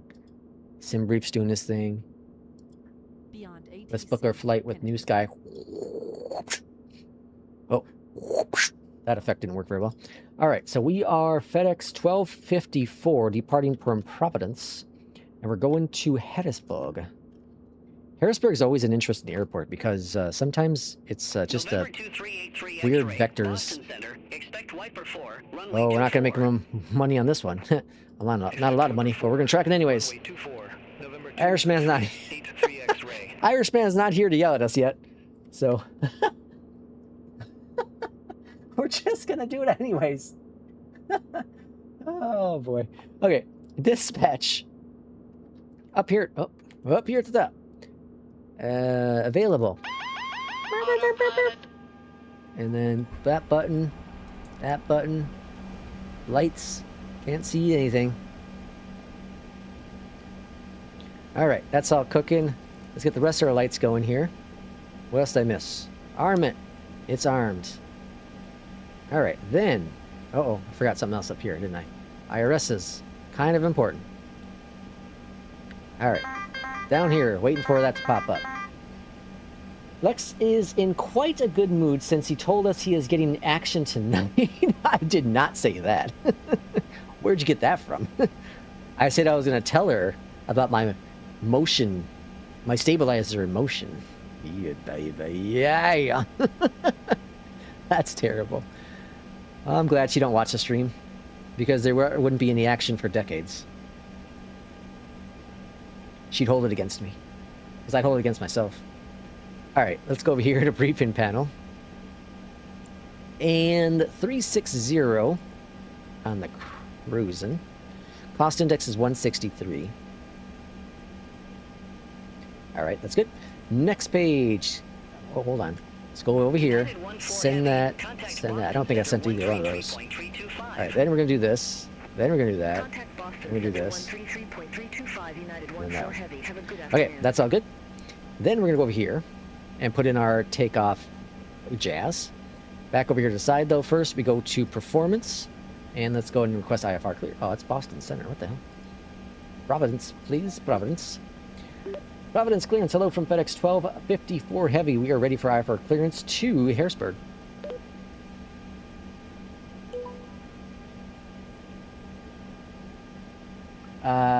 Nah, he was excited to have secret setting advice. Now entering the tropical cyclone. Oh, smokes. Easy to change back, definitely we'll try it. Yeah, it's a pretty easy thing. I landed safely, nice. Alright, 1413 for the squawk. 1413. I just care about the runway. 23, right? Cleared to Harrisburg Airport. 23, yes. Alright, cool. Vectors, Putnam, Get, and get. Maintain 4,000. Alright, so 0, 1, Expect and flight 2. Level 360, 10 minutes after 0.01 departure. / 2. 123.675. Now we need temperature. Squawk 1413. Flaps are 10. FedEx We need temperature 1254 and heavy. flex. So flexing is 59, temperature is 2. FedEx 1254 Heavy. 2, Read back correct. 59. Contact ground 121.9er when ready for pushback V or speeds. engine start. Ground Alright, then we're taking off runway 23. We don't have any SID for departure, so 23, insert. Scroll on down here. And then Harrisburg, we're landing 3-1 currently. So ILS 3-1, insert. Perfecto. Alright, then we're going to go here. Pump is on there. Close out of that. Up here at the top. That's all looking gravy. External power disconnect. And services. Close that. Disconnect. Close that. Altimeter. We're ready. We don't even have to get pushback, huh? Yeah, we just taxi on out of here. Alright, so let's go over to Beyondatc. Providence ground, hello from FedEx 1454 Heavy. We are ready for startup only. It's weird saying that. I don't normally say that. FedEx 1254 Heavy, startup approved. Call when ready for taxi. Call from ready taxi. Roger that. APU bleed is on. Engine, I do B. I don't know if you're supposed to do both of them. I just do one. And then go down here, click the button, bring this up to 10. We can get squawking. All right, tear is tearing. Spoilers are armed. Rotation's happening. Yeah, my rotation's happening. All right. You like that rotation, don't you? That's terrible. Terrible. All right. And introduce fuel. Commute Air 4254. Over here, let's go to takeoff. Takeoff approach. 5.5 on the stabilizer. Stabilizer in motion. 5.5. Stabilizer motioned. Rotations going on there. Do you have the same ultra wide as I do? Don't you find HDR in the sim too bright? No, actually, I find it perfect. I find that if I don't have HDR on, that it is not. It's too dark. I find if I have HDR not on, it's too dark in the sim. But I also have custom setting, like, you know, brightness and contrast and all that customized on my monitor, you know, to my liking. I HDR. I was testing with HDR off before, several months back, and I hated it. I couldn't stand it. All right, fuel. Is Kubi waiting for us? There's Kubi. We're working on it, Kubi. Working on it. Sorry. We'll get there. Hello. Do you use auto FPS? Yes, sir, Justin. I do. Auto FPS. There's auto FPS on the screen. I got a plane to go. Hold on. I got a plane to start. Engine number 2. Oh, it might be too early. Alright, engine number 2 now. Alright, auto FPS. Where you at? Uh-oh. Here's auto FPS. Here's my auto FPS setting. So you can see right now, 100 FPS, expert mode, multi-frame gen is on 3. I have it set for a minimum of 50, max is 150, auto objects, and an auto reduce, but I have it only to do LODs at 50%. Only do an auto, I only let it do the LOD. I don't let it do like the clouds and all that jazz, or the not frame gen, the shadows, the ray tracing shadows. I like my ray tracing shadows.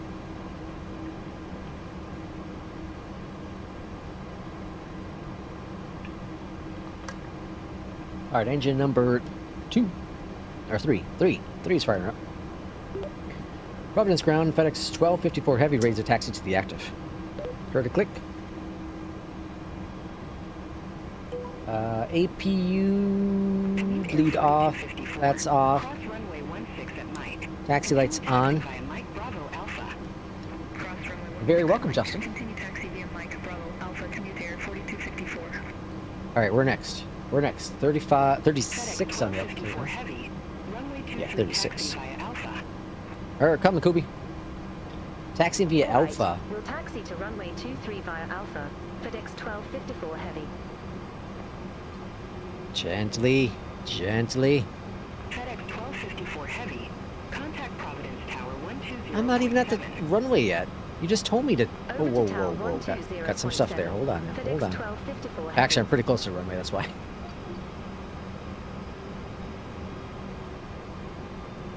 Alright. You ready to go, Kubi? Let's go. Harrisburg, here we come. Oh, he's in the Airbus A220 now. Or A320, sorry. A320. Providence Tower, FedEx 1254 Heavy, ready to go, runway 23.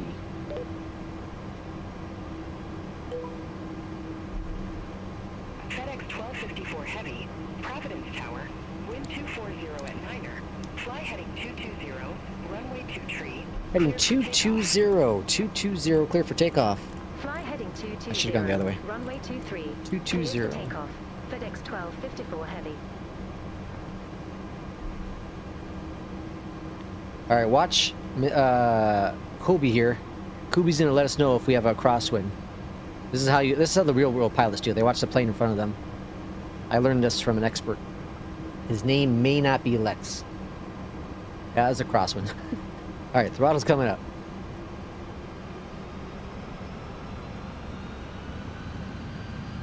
I started NewSky, didn't I? Hold on a second. Yeah, I did. Okay, NewSky's going. All right, good. All right, let's go. What are we waiting for? Toga! It's a slight crosswind, not even much of anything. It's 11 knots. And it's not even a crosswind. It's coming straight ahead. She'll be coming around the mountain.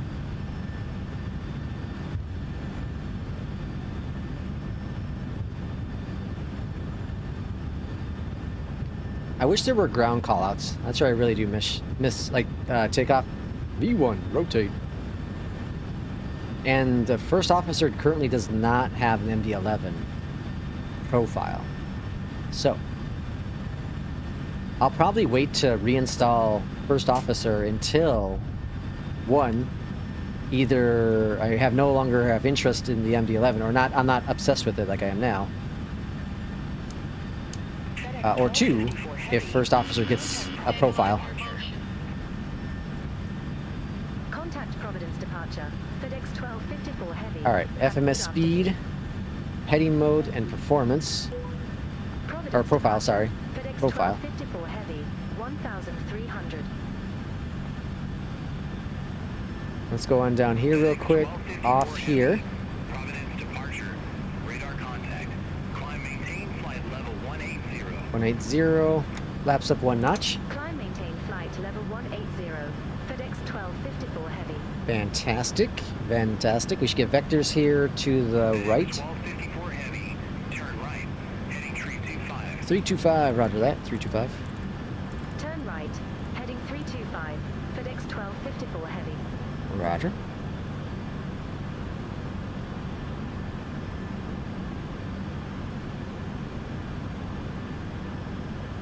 And let's go spoilers up.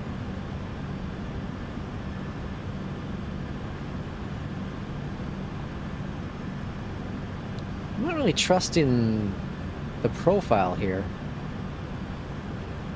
Oh, there we go. Now it's adjusting. Didn't really want to trust that too much. All right, autopilot's on. Let's see here. Let's see. KJ, welcome in. Hey there. What source do you think is better, Beyondatc or say intentions? So I think it's very dependent on you as a simmer. There are plenty of people here within the community who like say intentions. There are plenty of people here that like Beyondatc, and then there's also plenty of people who like FSFO. And I think that comes down to your personal preference. Now, for me personally, I like Beyondatc for a couple different reasons. But one is the traffic with Beyondatc is more mature, and I like that it's not the say intentions traffic idea. The concept is interesting, but I think flawed. Having all the traffic in the clouds, I think it's gonna be very difficult to make it all work. I'll just say it like that. I don't know how they're doing it 100%, but I think it'd be difficult to make it work. I also don't like that concept. Excuse me. Second is I just use ATC. I don't need the other bells and whistles involved with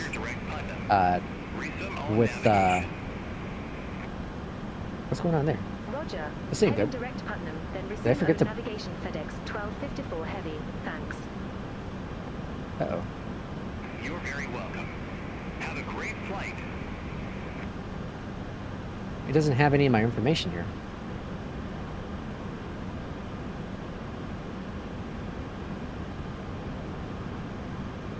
This isn't good.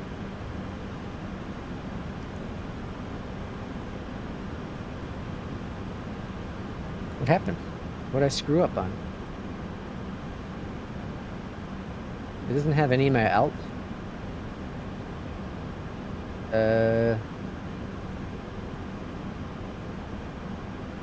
Cost index, is that why? Cruise cost index. That's empty now. Is that just empty because or whatever? I didn't check that stuff. Not enough fuel. Uh-oh. Okay, let's see. Let's see, cruise 360.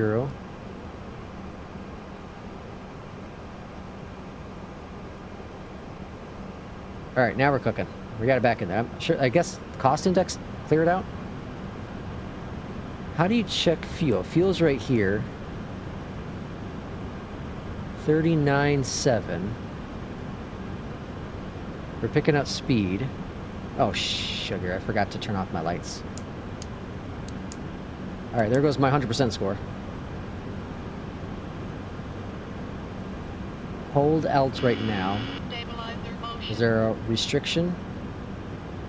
Why would there be a restriction here? DY. Alright, well, I'll just let it do its thing. It'll figure out its life eventually.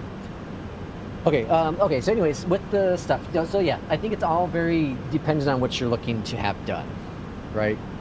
Again, I don't use any of the talking stuff.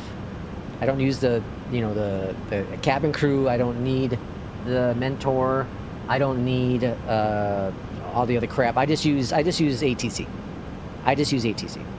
And I have not used SI now in over a year. And I'm sure it's come a long way. I'm very sure it's come a very long way. But for someone like me who just uses ATC, Beyondatc satisfies everything I need, and I don't have to pay for it monthly. If I had a membership to SI, I would probably be screwing over the company because I do enough flights, right? I average, recently, like 20 flights a week. That's 80 flights a month. That's, whatever, 70 to 75 hours of flying every month. That's a lot of AI calls, so I'd probably be screwing, say, intentions for whatever it is, $16, $18, whatever the hell it is a month over there, right? I'd be one of those heavy users that they'd be like, get the hell out of here, we don't want you. So I definitely get my money out of it, for sure. There's no doubt about it. I don't understand why we're not climbing, though. Why is there a restriction here?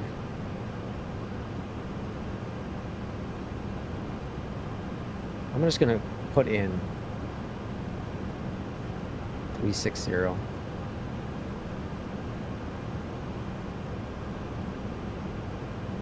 that climb us?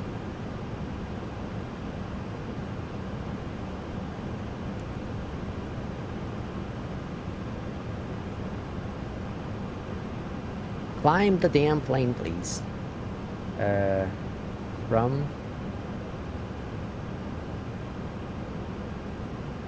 TP. I don't understand why we're not climbing, though. Why are we on hold? There's no hold.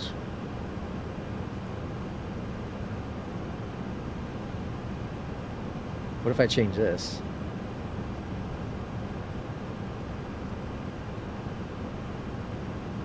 Not allowed. I didn't think so.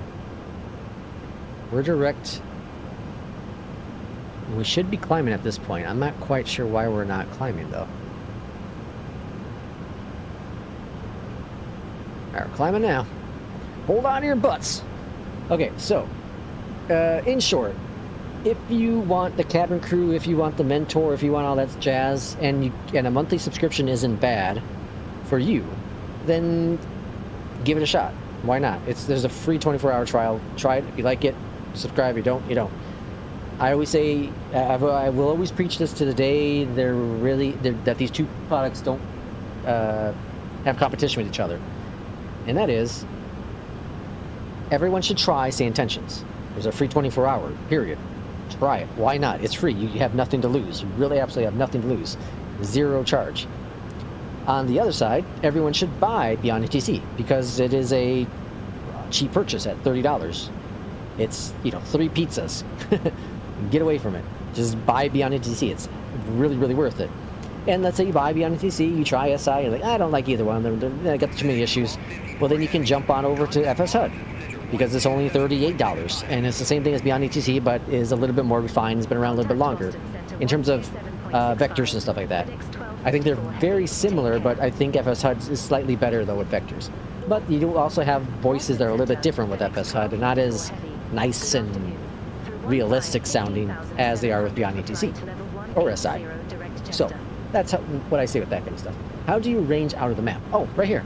I King Bob put it in there too, but right here. So increase to go out, decrease to go in. Right here. Okay. Whew. P2 says, now let's say the real answer. Well, you know, I could be sour about it, right? And I've been sour enough about it in the past. And like my video I had posted this week, yesterday, or whatever day it was. You know, criticize companies when they need to be criticized. I don't use that product anymore, so I don't need to criticize them anymore, right? I had considered seeing if my account was unlocked to see if I can review the product here on a stream or make a video, but it does say in their TOS you have to get permission from them to do it, and I'm not going to beg or ask for that. I don't want a sponsored video. I don't want you know, I don't want anything from them to tell me that I can do it, so therefore I won't cover it. Simple as that. Simple as that. You know what I mean? Simple as that. There are plenty of people who cover it. There are plenty of people, if I want to see what the progress is like, I can hop on a stream and watch them fly for a little bit, see how it works. You know, that's how it is. But their TOS, I'll complain about this. Their TOS is very anti-consumer, in my opinion. Very anti-consumer. You look at FSHUD, you look at Beyondatc's TOS, not even close to theirs. Not even close. The SI's terms of service is very anti-competitive, very paranoia. It's a very different. It's very legal battle versus very legal heavy sided, versus FSHUD and Beyondatc is more consumer friendly. They're like, go ahead and use it. Hopefully it works great. That's what we're building it for. SI is like, if you look at us wrong, we're going to ban your account. That's what I get out of the differences with the TOSs. And I guess it's a personal thing, just a personal thing. Maybe it's not as aggressive as I think it is, but to me it looks like it.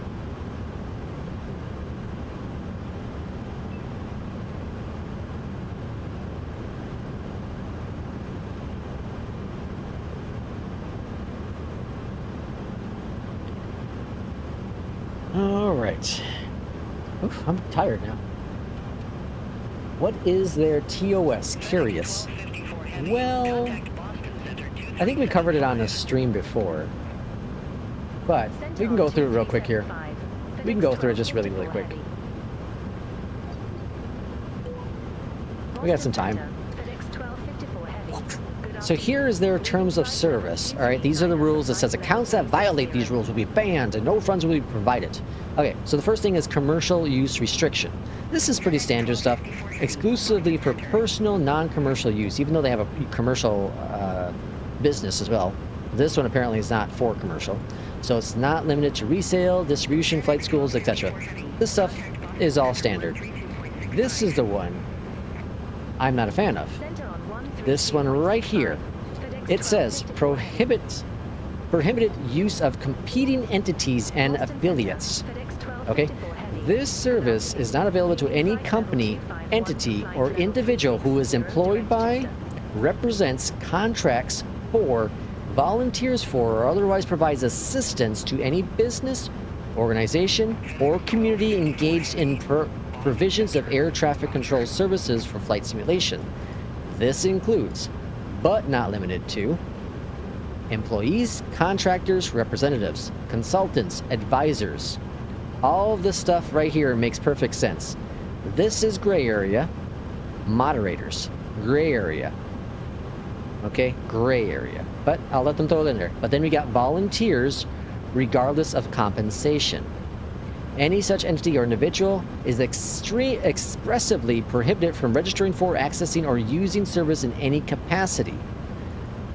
They have the right to suspend or terminate any account found to be a violation of this provision and may pursue legal remedies, including but not limited to claims for damages arise from unauthorized use. Which, this here is the question mark that I've requested more information on. Not from them, but personally. Which is, it says, this includes but not limited to employees, contractors, representatives, consultants, advisors, moderators, and volunteers, regardless of compensation. The question is, I don't make any money from them, but it says regardless of compensation. I am not affiliated with them, but I make a lot of content that is about Beyondatc. Therefore, does that mean I'm a volunteer? Does that mean I'm an advisor?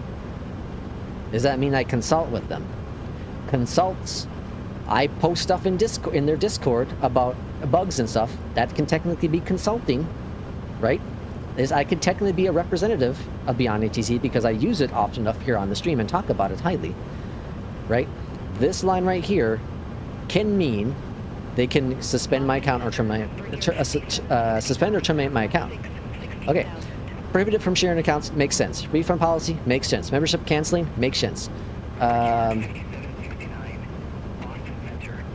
Recording your information, it makes sense. Age makes sense.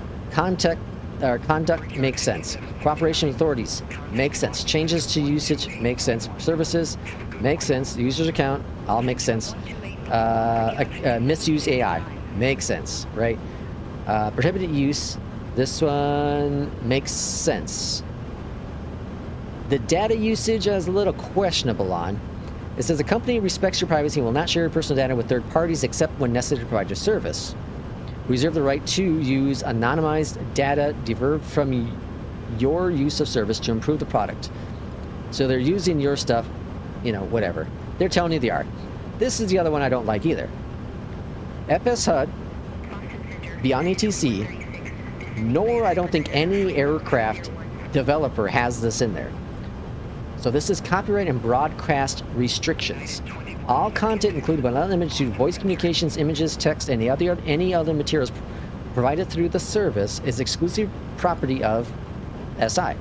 Unauthorized rebroadcasting, streaming, recording, or any form of redistribution of this content is strictly prohibited without express written consent from SI. Violations, blah, blah, blah.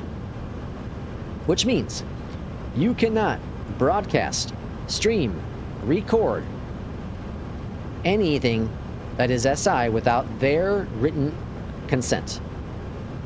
I don't like it. I don't like it, folks. I don't like it. Imagine if PMDG had this in their account tomorrow. Imagine if they had this in their account tomorrow. You cannot stream our product without authorization. But I'm paying for it. You know what I mean? So, again, I just don't like their TOS. I really dislike their TOS. I'm not a fan of it. Not a fan of it. That's a personal thing. Again, personal thing. I just don't like it. Makes me feel uncomfortable using their product. Makes me feel like if I do anything wrong that they're going to suspend me and sue me. So, it makes me just really nervous. What is in there? Okay, we're at that. We're using another ATC utility. Yeah. If you make content, which King Bob, you done a couple streams, and I think you use Beyondatc for like traffic. You didn't have it talking, but you used Beyondatc for traffic. Does that mean that you then shouldn't be using SI? Based on what their TOS is, that could be questionable. If you've put in Discord, in their Discord, put in support, you're advising them, you're consulting with them. Does that mean you technically are violating, say, Intention's TOS? Question mark? The wording I just don't like. It's so generic. It could probably get thrown out of court in many different aspects. The rebroadcasting, distribution, that kind of stuff, no. Like, it's very clear in their TOS. They legally have the ability to do that. Yeah, it's their product. Do what they want to do. But to limit people from showcasing their... I can only imagine if Beyondatc did not allow anyone to stream their product, or if VATSIM said you couldn't stream, there would be so many content creators out the door. so many of them that's shut down because they rely on VATSIM or Beyondatc to keep things interactive, right? Center on 134. It also shuts the door on Take care. who's actually providing information to the general public about their product. There's that gray area in there as well, such as you have to get written permission. What's in that written permission? You can't talk bad about their product? Maybe. Maybe. I don't know. We don't know. Hey Lex, what's the best settings for traffic with Beyondatc? Oh, that's very dependent on your system. Very dependent.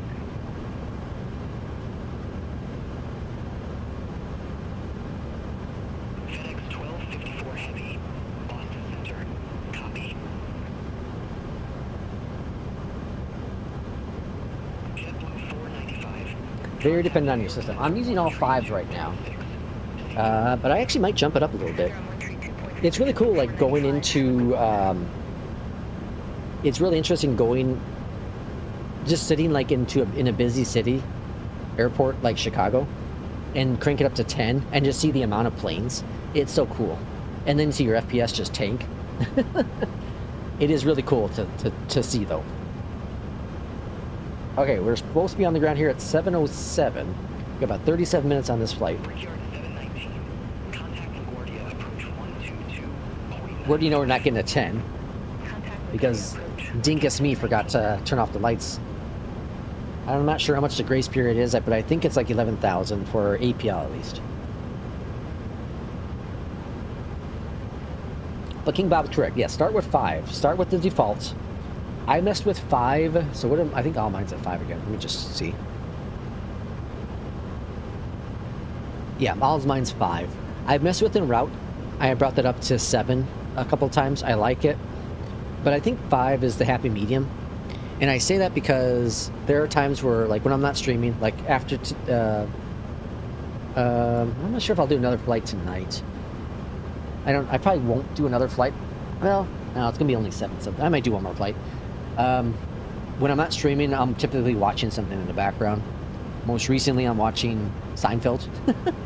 I'm like rehooked on Seinfeld, so I'm rewatching all the seasons. I'm on the final, or I got one more season after this, I think. I'll figure out when to watch after that. But if I have it up to 7 or 8 en route, then there's just a lot of chattering when I'm trying to watch stuff. So 5 kind of is like the happy medium where you get a little bit, depending on where you are, where you're flying, time of day, all that jazz. It works well. Gordo says, I've done max settings, but you get lots of conflict with traffic at airports in the air. Oh, interesting. I only tested on the ground once. Just kind of sat in Chicago, watched all the planes populate. It was so cool. Kind of see them start moving. It looked real. It looked like a real airport, like you'd be watching on YouTube or something, or at an actual airport. It's really cool. Seeing them just completely populated. And maybe when like the 70, 80s come out in like 10 years, we can actually crank it up to 10 and get, 60 FPS. You never know.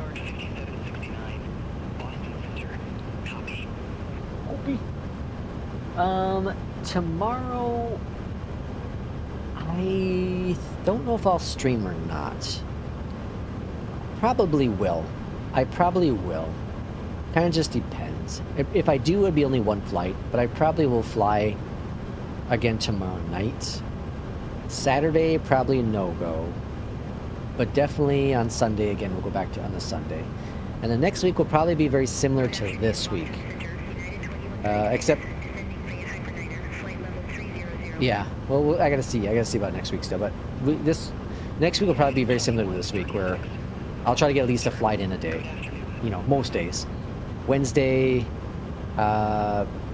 should be able to get in a flight or 2 in the morning probably, but we'll kind of see how it all goes. I'm having fun just kind of doing the 1 flight per day. I don't feel like I'm overworked or anything like that. It's not, it's not a lot of work to do with streaming. You're sitting here yapping and you're watching a plane fly. But there's things I like to do while I'm flying also. So I'll, be working on some side project or whatever it be, right? Messing with the animals, teasing them. I also try not to bother my wife too much.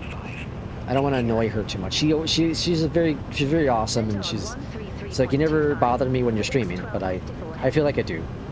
I feel like if I get too excited, I'm so loud, you know. Yeah, shut the hell up over there. That's all I'm waiting for one day. Yeah, shut your yap already. Alright, so... Geez, we're still not at top of climb? Wow, I thought we were at top of climb already. Okay, well. It's been a slow gathering here.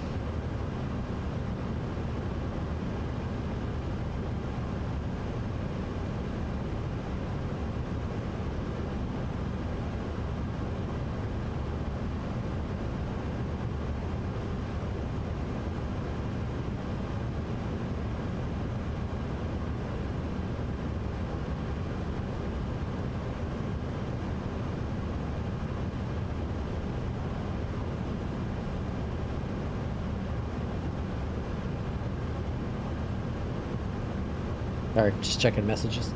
So, I don't know for those who play, but the new Animal Crossing update came out a day early. And, I don't know, there's not that much more added. They added a hotel, and you can, like, decorate rooms and more collectibles. Now you can, like, have your island terraformed faster or something. But I don't know. I thought there was more. I didn't really pay attention to all the things that were added to it. There's Midlife Rex over there in the distance, right? Yep, right over there, Kubi. But I think Kubi's going direct. But I don't know. I thought there was gonna be more to it, so I thought I was gonna be putting more time into it. But it looks like I'm probably not going to. I'm not disappointed because it's free, but maybe it's like setting up the stage for if they're working on a new Animal Crossing, maybe.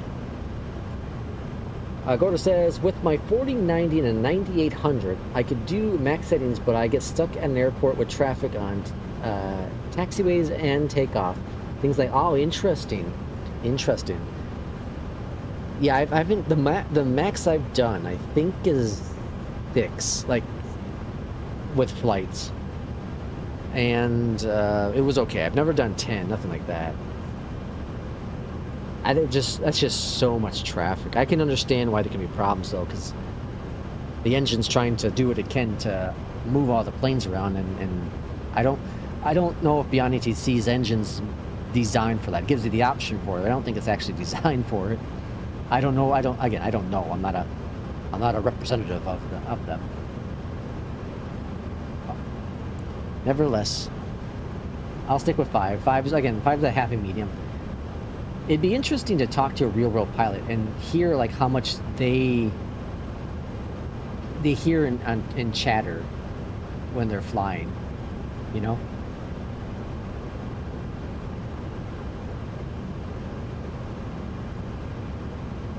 It'd be very interesting.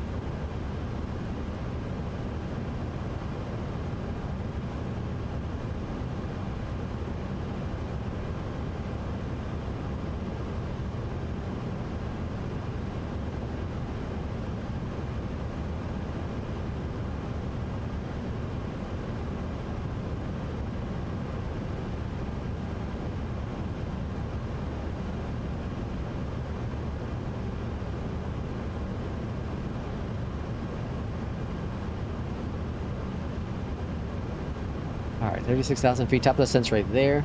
I think 6 or 7 is good. Yeah, I think you're right. I think that happy medium is probably 6 or 7 if you can do it.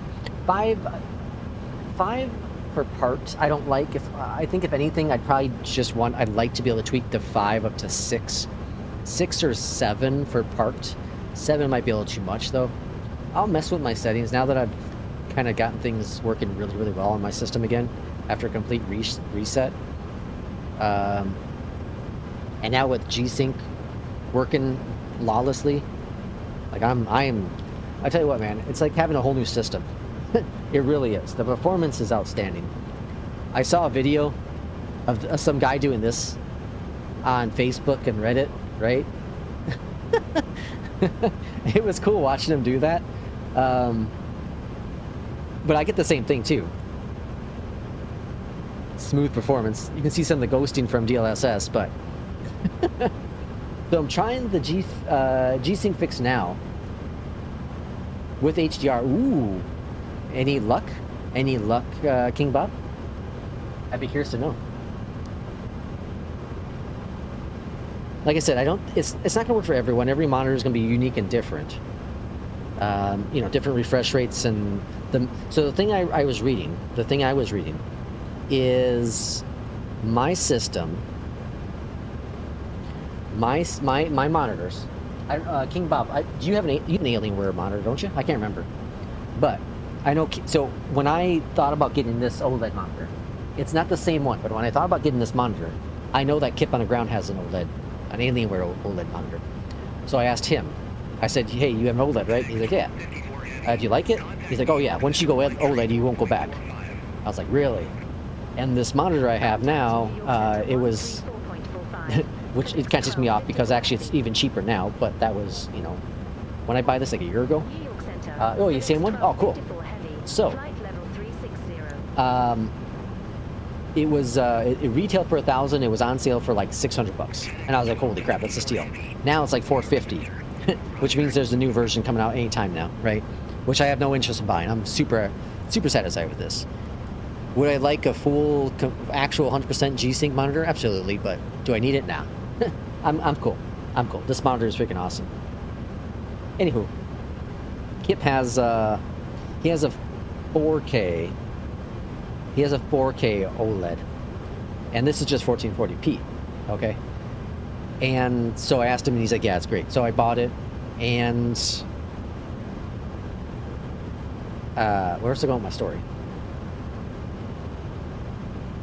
I don't remember where I was going with the story. Anyways, I saw the OLED, the flickering with the OLED. But anyways, what happens is, like I said earlier, the gammas, they get out of sync because of the FreeSync and the V-Sync. Something within there, something goes off. Anyways, with this monitor I have, it goes down, the lowest hertz it will go down to is 48 hertz for VRR. So that's variable refresh rate. And that is FreeSync, G-Sync. The lowest it will go down to is, or is it 44? Might have been 44. It's one of those two, 44 or 48.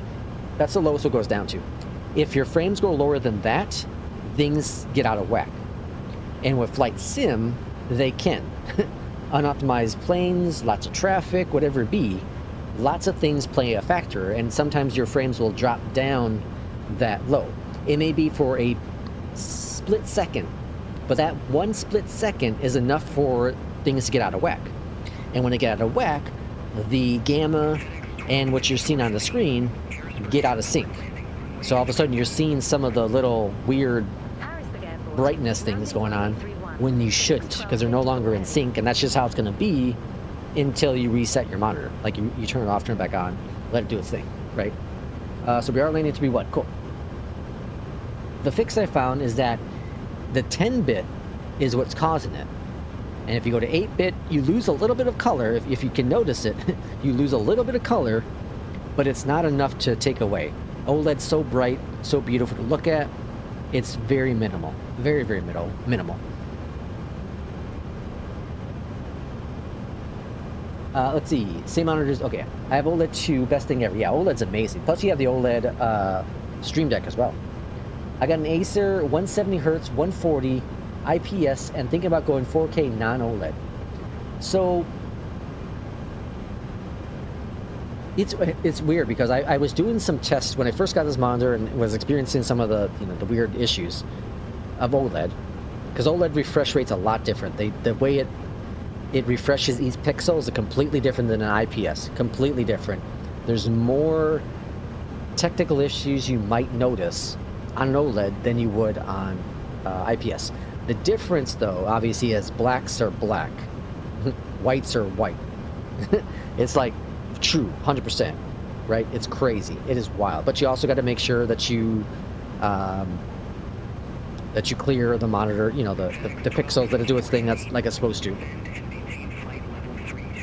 All right, top of descent should be happening. We should start descending here, right? Flight to level 320. Yeah. FedEx 1254 All right, heavy. cool. Oh, King Bob says, boo, still seeing it. I thought you said there may have been more to fix. If you figured it out, post in Discord. Yeah, post in Discord. Don't remember, though. I'm trying to think, like, really hard. The 8-bit thing I know was the biggest thing. You're still seeing it. There's one more thing. I seem to think there was one more thing. I just don't remember what it was. I gotta go through my browser history and kind of see. FASD, this is the MD-11. The TFDI MD-11. I need to look through my browsing history. I just don't remember. There was one post I was reading about, and it was fantastic because it gave me everything I was looking for. And I was like, perfect. I didn't save it either, did I? Probably didn't bookmark it because I was an idiot. No, I didn't bookmark it. Dang.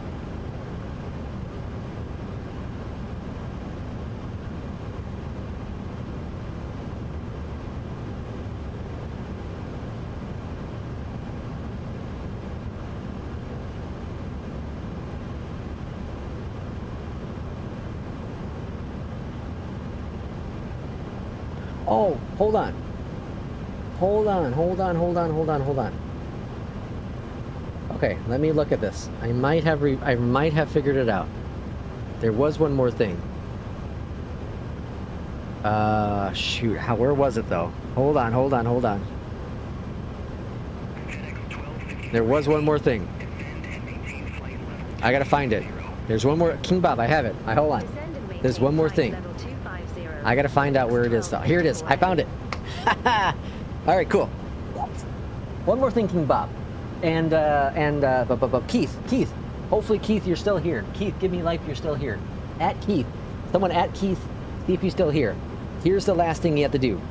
Under the NVIDIA control panel, adjust desktop size and position. Okay, adjust desktop size and position.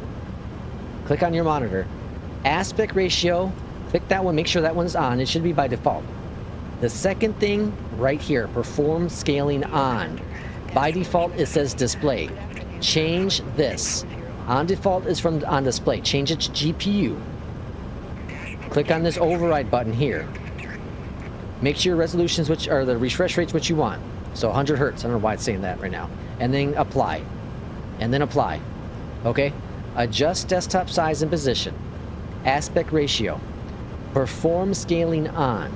GPU. Click this override button and then apply. That's what you want to do, King Bob, right there.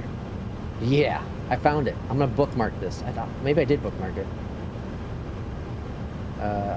Save it. All right, it's been saved. Hot diggity damn. All right, that's it. That's the last little bit right there. I knew there was one more thing. This one is the most crucial thing. I don't know what it does, but this one's the most crucial thing. Cool. Okay, I'm glad I remembered it. I'm glad I found... I didn't find the exact... But why are we not descending? Alright,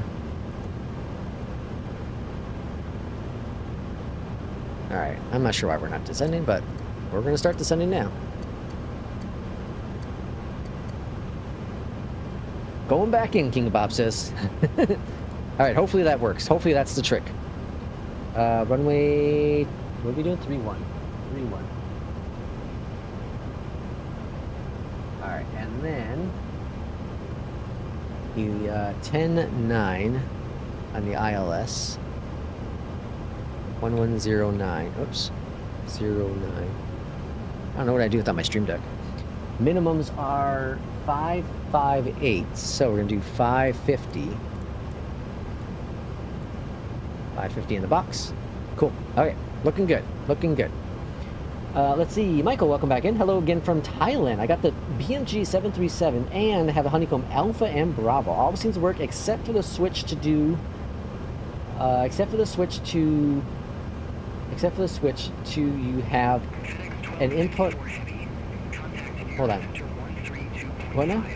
All seems to work except the switch. Send on 132.5. FedEx 1254 heavy. I lost you, Michael. I'm sorry. Center, FedEx 1254 Except heavy. for Flight level switch. 332. The switch. Do you have an input? Can I get it to work in 2024? Which switch? I think we missed a word there. Or do I need something like Mobi or SPAD? Yeah, let me know what we're missing. What word are we missing? Or I just failing to understand it. I'll see if I can help you out. Descend, maintain flight level 230. Except for the toggle FedEx switch. 1254 heavy. The toggle switch. Which toggle? What are you toggling?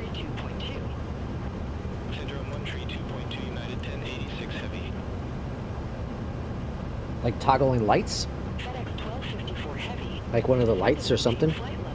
The PMG 737, I think the lights work. The landing lights, at least the landing and taxi, I think work.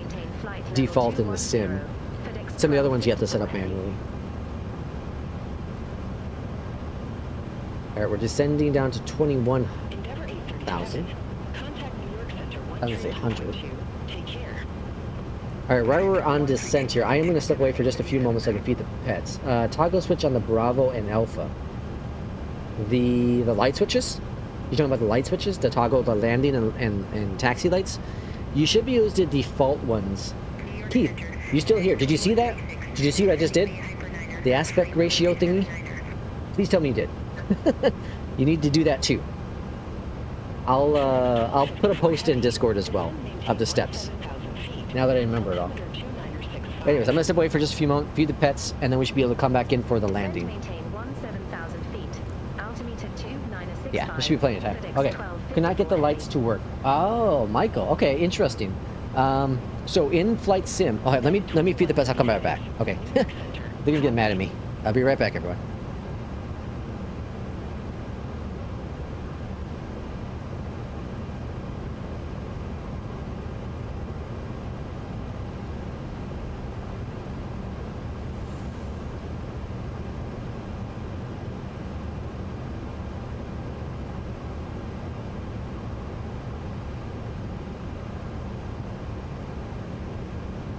New York Center, Southwest 2611, flight level 400. Southwest 2611, New York Center, radar contact.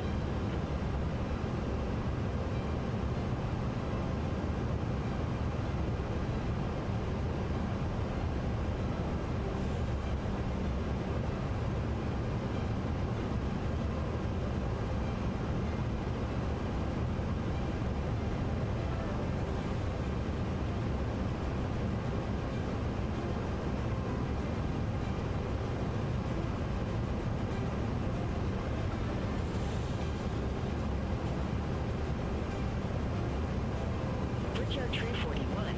Contact New York Center 132.2. Center on 132.2, Brickyard 341, see you. FedEx 1254 heavy. Descend, maintain 15,000.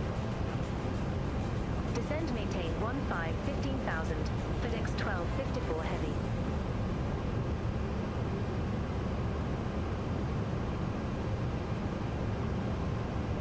American 1314. Contact New York Center 132.2. Center on 132.2, American 1314. Take care.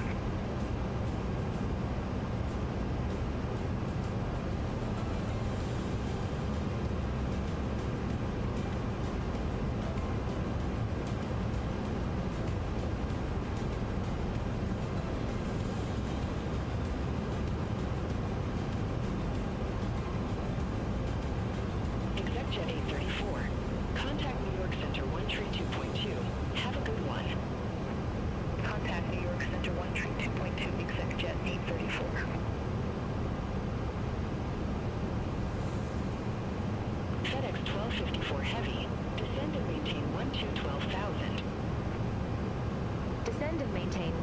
12,000. FedEx 1254 Heavy. Okay, sorry about that. FedEx 1254 Heavy. Contact Harrisburg approach. Alright, where are they having this go? I didn't get any vectors. I didn't hear anything about vectors. We're going to continue what we're doing here. Contact Harrisburg approach. We got Michael for the Lex Copilot. Welcome in, Michael. Thank you for that. And, okay, sorry. So, sweet. We'll try. Didn't see much change with the 8 setting. Okay, cool. Might have improved a little bit. The secret revealed. Okay, so, Michael, you said you couldn't get the lights to work. So, the question is the following. I'm going to go to manual speed here, too. Harrisburg approach. FedEx 1254 Heavy. Flight level 204 with the numbers. Let's go ahead and reduce the speed. Speed breaks out. FedEx 1254 Heavy, Harrisburg approach. 3,000. 2965, expect the visual approach runway 31. Oops. Altimeter Okay, there we go. 2965, expect the visual So, approach runway 31. in FedEx Flight Sim, 1254 Heavy. there's the toggle switches. So if you do FedEx 1254 turn lights on, turn lights off, that switch, that should hopefully fix the issue. Turn Left heading 215. FedEx 1254 Heavy. That should hopefully fix the issue for you. Whoops, what happened? Oh, wrong one, you idiot. 215. So yeah, you can set your toggle switches. So you can do when you flip the switch up for landing in the Flight Sim controls, you can set it to turn on and off. It should work for you. That should work for you. I hope it does. So I use the default ones for that. FedEx 1254 Heavy, turn left, heading 145. 145. Heading 145. FedEx 1254 Okay, so I think they know we're high up in the sky. So yeah, you don't need Mobiflight for that plane. That plane should be fine. 1254 Heavy, turn left, heading 145, descend and maintain 7,000. 7,000 feet. Trying to get us to slow down here. Speed brakes. Uh-oh, speed brakes aren't out because I forgot to freaking disarm them. Jesus, everything went wrong on this one. I got too cocky and arrogant on the last flight. I tried working on it this weekend. Cool, Michael. Michael, are you in our Discord? I think you're in our Discord, aren't you? 175. Heading 175. FedEx 1254 Heavy. If you're not, join our Discord. We'll get a link. We'll get a link of our Discord in chat. Come join our Discord and chat with us. Let me get a link. Give me 1 second. Piedmont 5944, Harrisburg approach, altimeter 2906. Oh, you are? Okay, cool. Okay, cool. Yeah, I thought you were in there. Yeah, chat with us in Discord, and or chat with me at least. Well, and we'll get you figured out. We'll get you figured out. All right, we don't need to go this hard anymore, so let's go 2,000 feet. What I like about the recent Beyondatc updates is that it's done a much better job at vectoring you a little farther out if it feels you're high up. In this case, I was way too high up, so it's vectoring me out a little bit. It's not always going to work, but a lot of times it seems like it does. All right, landing lights are coming on. Man, the performance is something else, dudes. Hell, you having G-Sync back on, FreeSync, is freaking awesome. Freaking awesome. Let's see, we got the C-162 out there in the distance. We got a Max out there. Got a Savage. Where's our friend Kubi at? Oh, there's Kubi. Probably already landed. Because he went direct. Kubi went direct.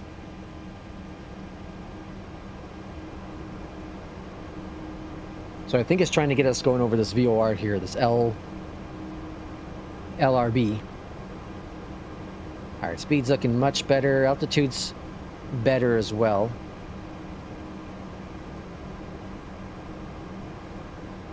Starting to lose my voice, so I think the second flight's just enough. Working all day and then coming home and screaming for 2.5 hours. That'll do it. Alright, I'm expecting another vector here in a second.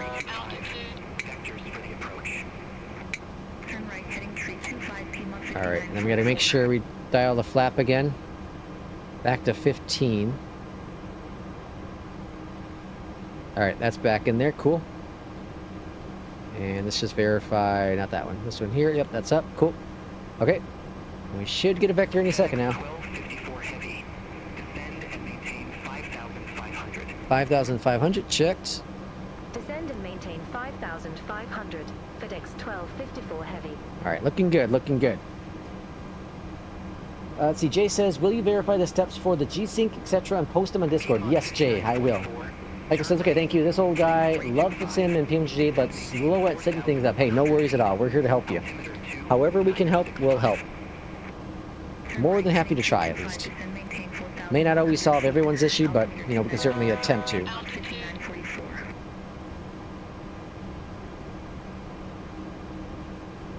FedEx 1254 heavy. Alright, 250. Heading 250. This vector is a little late in my book, but Turn right. Heading 250. I think it'll work just fine still. Landing armed. 1254 heavy. Yeah, but gee, yeah, I'll post it in Discord after this stream here. I'll get all this stuff together. Turn right. Heading 035. Intercept the 3-1 localizer. I missed that one important thing. I knew there was one more thing I was missing. The 8-bit one is super important, I know, but the last step there, that aspect thing was like apparently is even more important. X-ray now current. I'm gonna go ahead and continue turning. There's localizer captured. I should have just been patient. Trust the plane, folks. Trust the plane. Airport should come in sight here momentarily. I'm going to be at 3,000 feet at MT Joy. So I'm going to go ahead and put in 3,000 feet. There's midlife out there in the distance. Looking fantastic. Looking fantastic. Man, I tell you what, I freaking love flight sim. I don't know what... I'm still like thinking if I want to speak at the expo or not. Not on stage at Friday night stuff, but I'll have like a seminar. I'm still contemplating if I do, and if and you know, what about? Because we're still talking, you know, I got to plan something that's going to be relevant in 5 months. You know, what's something that's going to be relevant in 5 months from now that I could cover? I'm going to go ahead and start my descent. It did say intercept the localizer, so I should be able to descend at my own discretion now.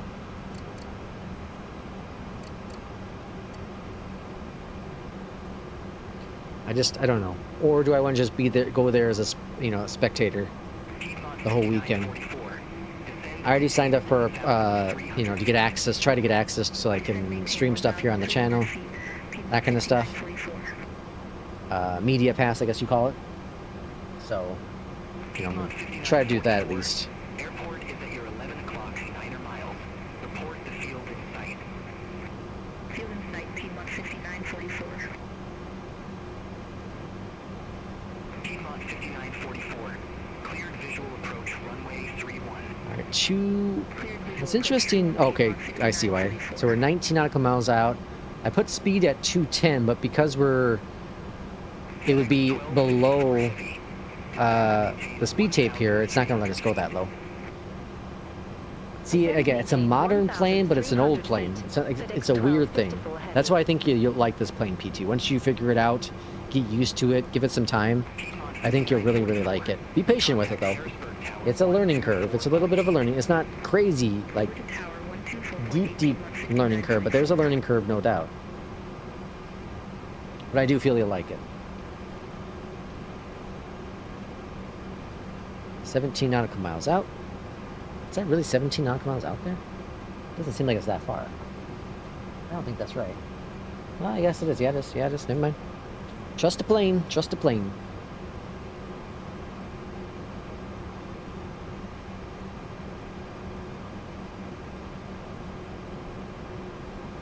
Alright, glide slope is not armed yet. So at MT Joy, you want to be at 3,000 feet, but I'm not picking up. Showing we're high. I mean, we're low. But here we want to be at 2,200, so I don't know.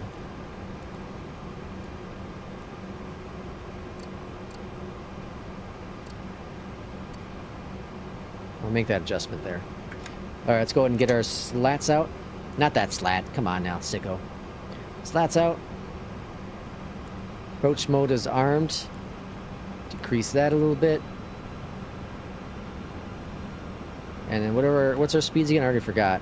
164. 164. Roger that.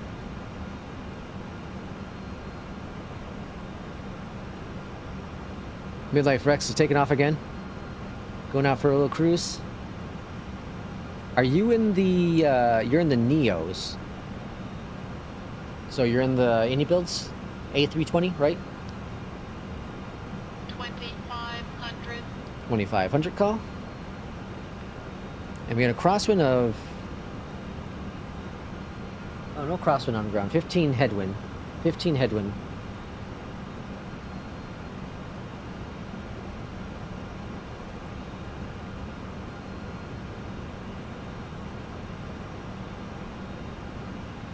Alright, let's go flap 15. Altitude. Let's reduce our speed. Glide slope's coming in. Looking good.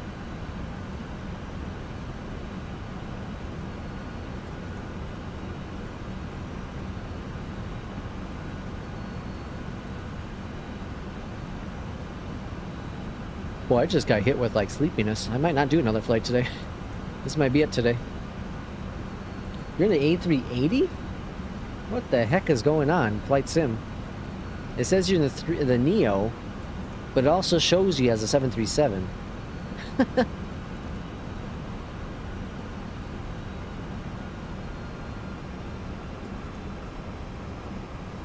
Alright, speed's looking good. Gear down. I already forgot the 164.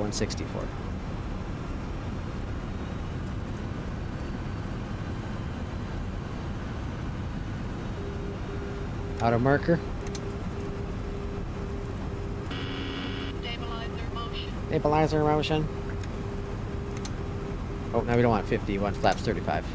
Right? It was 35? Stabilizer motion. 35. Alright. Stabilizer motion. Time to turn off the autopilot and get done. Let's get her done. Stabilizer motion. Oh, hold on. We're missing config. Oh, we're missing speed brakes. Let's go max. Alright. Autopilot. Autopilot's off my aircraft. So around the 6 nautical miles out, that's like when I typically will like to turn off the Stabilizer motion. autopilot. Here's Midlife Rex coming in for a flight. He's going to land twice for our one landing. Land twice for our one landing. Are these like nuclear plants over here on the left? I think they are. I think they're nuclear plants. Does Harrisburg have a nuclear plant? Alright, we're a little high on the approach. Let's bring that nose down. 1000. Alright, that's better. Still a little high off the glide slope, but the pappies are looking good, and I feel like we're looking good as well. So I'm going to go visual at this point. Airport is at your 12 o'clock 2 miles. Yeah, airport's right ahead of me. You gave me clear to land earlier. We got the field insights, FedEx 1254. Minimum. FedEx 500. cleared visual. 400. Cleared for the visual, we're not clear to land. 300. Cleared visual approach 31. FedEx 1254 heavy. slope. Alright, glide slope. Glide slope. Ooh, a little bit of a wind there. Glide slope. We're gonna get cleared to land when we're on the ground. That's 3 Island. Oh, really? Is that 3 Mile Island? 54 heavy. Oh, wow. Okay, I didn't know it was Harrisburg. Or was that close, at least? Harrisburg Tower. FedEx 1254 heavy. Visual runway 31. 200. FedEx 1254 heavy. Whoa, whoa, whoa, whoa, whoa, whoa, whoa, whoa. Uh-oh. What's happened? I don't know what happened there. Runway 31. Ouch. That's gonna suck our score. 1254 heavy. What the hell was that all about? Okay. The plane, like, wanted to go left, and the primary flight display went nuts. went completely nuts. Okay, well that was a weird bug. That was weird as hell. Alright, well, flaps up. I'll have to watch that. I'll have to watch that. You got this, Lex. Exit next available taxiway. FedEx 1254 heavy. That was weird. I'll have to watch the stream. FedEx 1254 Heavy. I don't know what happened. Ground 121.7. The entire plane Ground 121.7. dipped. FedEx 1254 heavy. The entire plane dipped to the left. And then I saw, last minute, I saw the primary flight display like lose its mind. That was crazy as hell. Okay. Well, that happened. Damn. That's gonna be a really bad score on both NewSky and APL. That was a 1500 landing rate. And it might have been on center line. That might have been the only saving grace on that. It was on center line. Damn. Oh well. 'Tis life. We move on. It's just a game. Just a game. Can't say a game, it's just a sim, you idiot.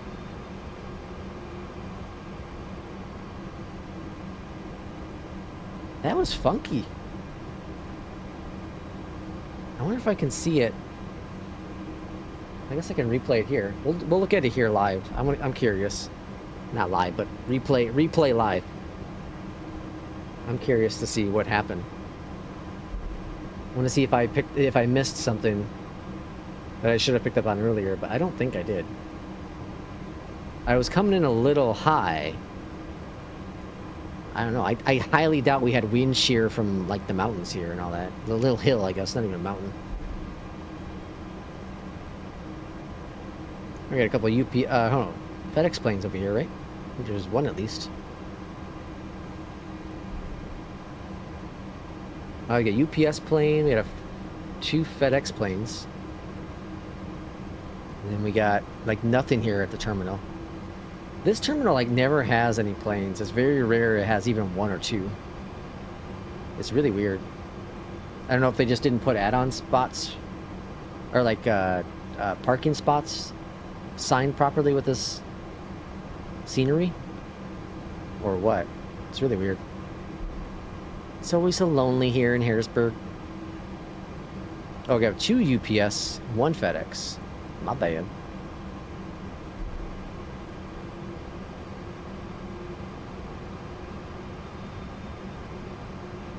It's also cool to come into airports that you've been to so many times because you just remember. You don't even need the taxi or the...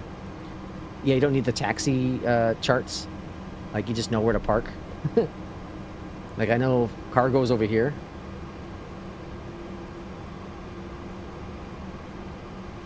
I'm just gonna slide in between these two. Oh, cool. We got MD-11s. So we got 777 there, I think, and then one MD-11 over here. That's cool. All right, we're gonna park number 3. Tres. And then before we end things up, we're gonna check scores, and then we're gonna check that replay real quick, just so I can see what the hell happened. Alright, parking brake is set left-hand side. Let's go to GPU and chocks. Up here at the top, external power is on. Turn off... Oh, not that one. Turn off these guys. Alright, then we'll check our scores. So we'll start with APL as we typically do.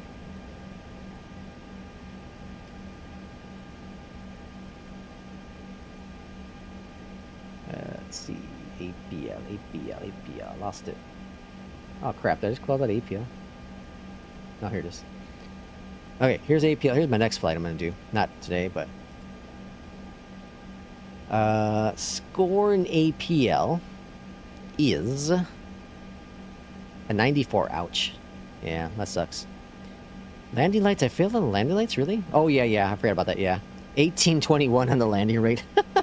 Ouch, that sucks. Damn, we just had 100 and then we just got a crappy score after that. That's life. Alright, then in NewSky, this is where it's really going to suck, because this might be a really, really bad score. A 0. I've been banned from my own airline. Whoa. Hard landing, crash landing gear. Whoa, was I banned from my own airline? Suspended? I'm suspended from my own airline. That's fantastic. How do you delete? I gotta ask Irishman, how do you delete flights? Oh, that's awesome. Restore. Alright, been restored. How do I delete? I wonder. Schedule flights. Here we go. Here we go. Delete. It never happened. It never happened, folks. That's great. It never happened. Never saw it. You were restored. Oh, that's fantastic. All right, let's check. You're going to see the... Here's what I get to see on... FlyLakes got banned for a hard landing. All right, so... What I want to see is what happened. See, we were coming in just fine. Can I zoom in here? Can I turn the settings up? It's on... Alright, so watch this. Everything was fine up until we started to bank. Right there. I was giving it all I could to the right, but it wouldn't let me go any further. And you see the speed brake? Watch this, or not speed brake, the speed tape. Watch the speed tape. Watch the tape here. It's hard to see here, but watch the tape. P2's dead. Watch it. Like, it went nuts. It went bananas. Something failed. This is not my fault. This is the plane's fault, dudes. I want this is the evidence showing you. Watch the speed tape. It's like it lost... This plane just completely stalled out. See? It lost his mind, and then it jumped back up. Wake turbulence? No, that was not wake turbulence. Take care, enjoy your night, stabilizer for motion. or stabilizer motion for all. Yeah, that was weird. I don't know what's... I can't tell what speed I was with that. I was 160... I was at the 164. 164 on the speed. Okay, 164. Still 164. And then... It goes 164 down to like 130. It completely lost it. Completely lost it. That's weird. Very, very weird.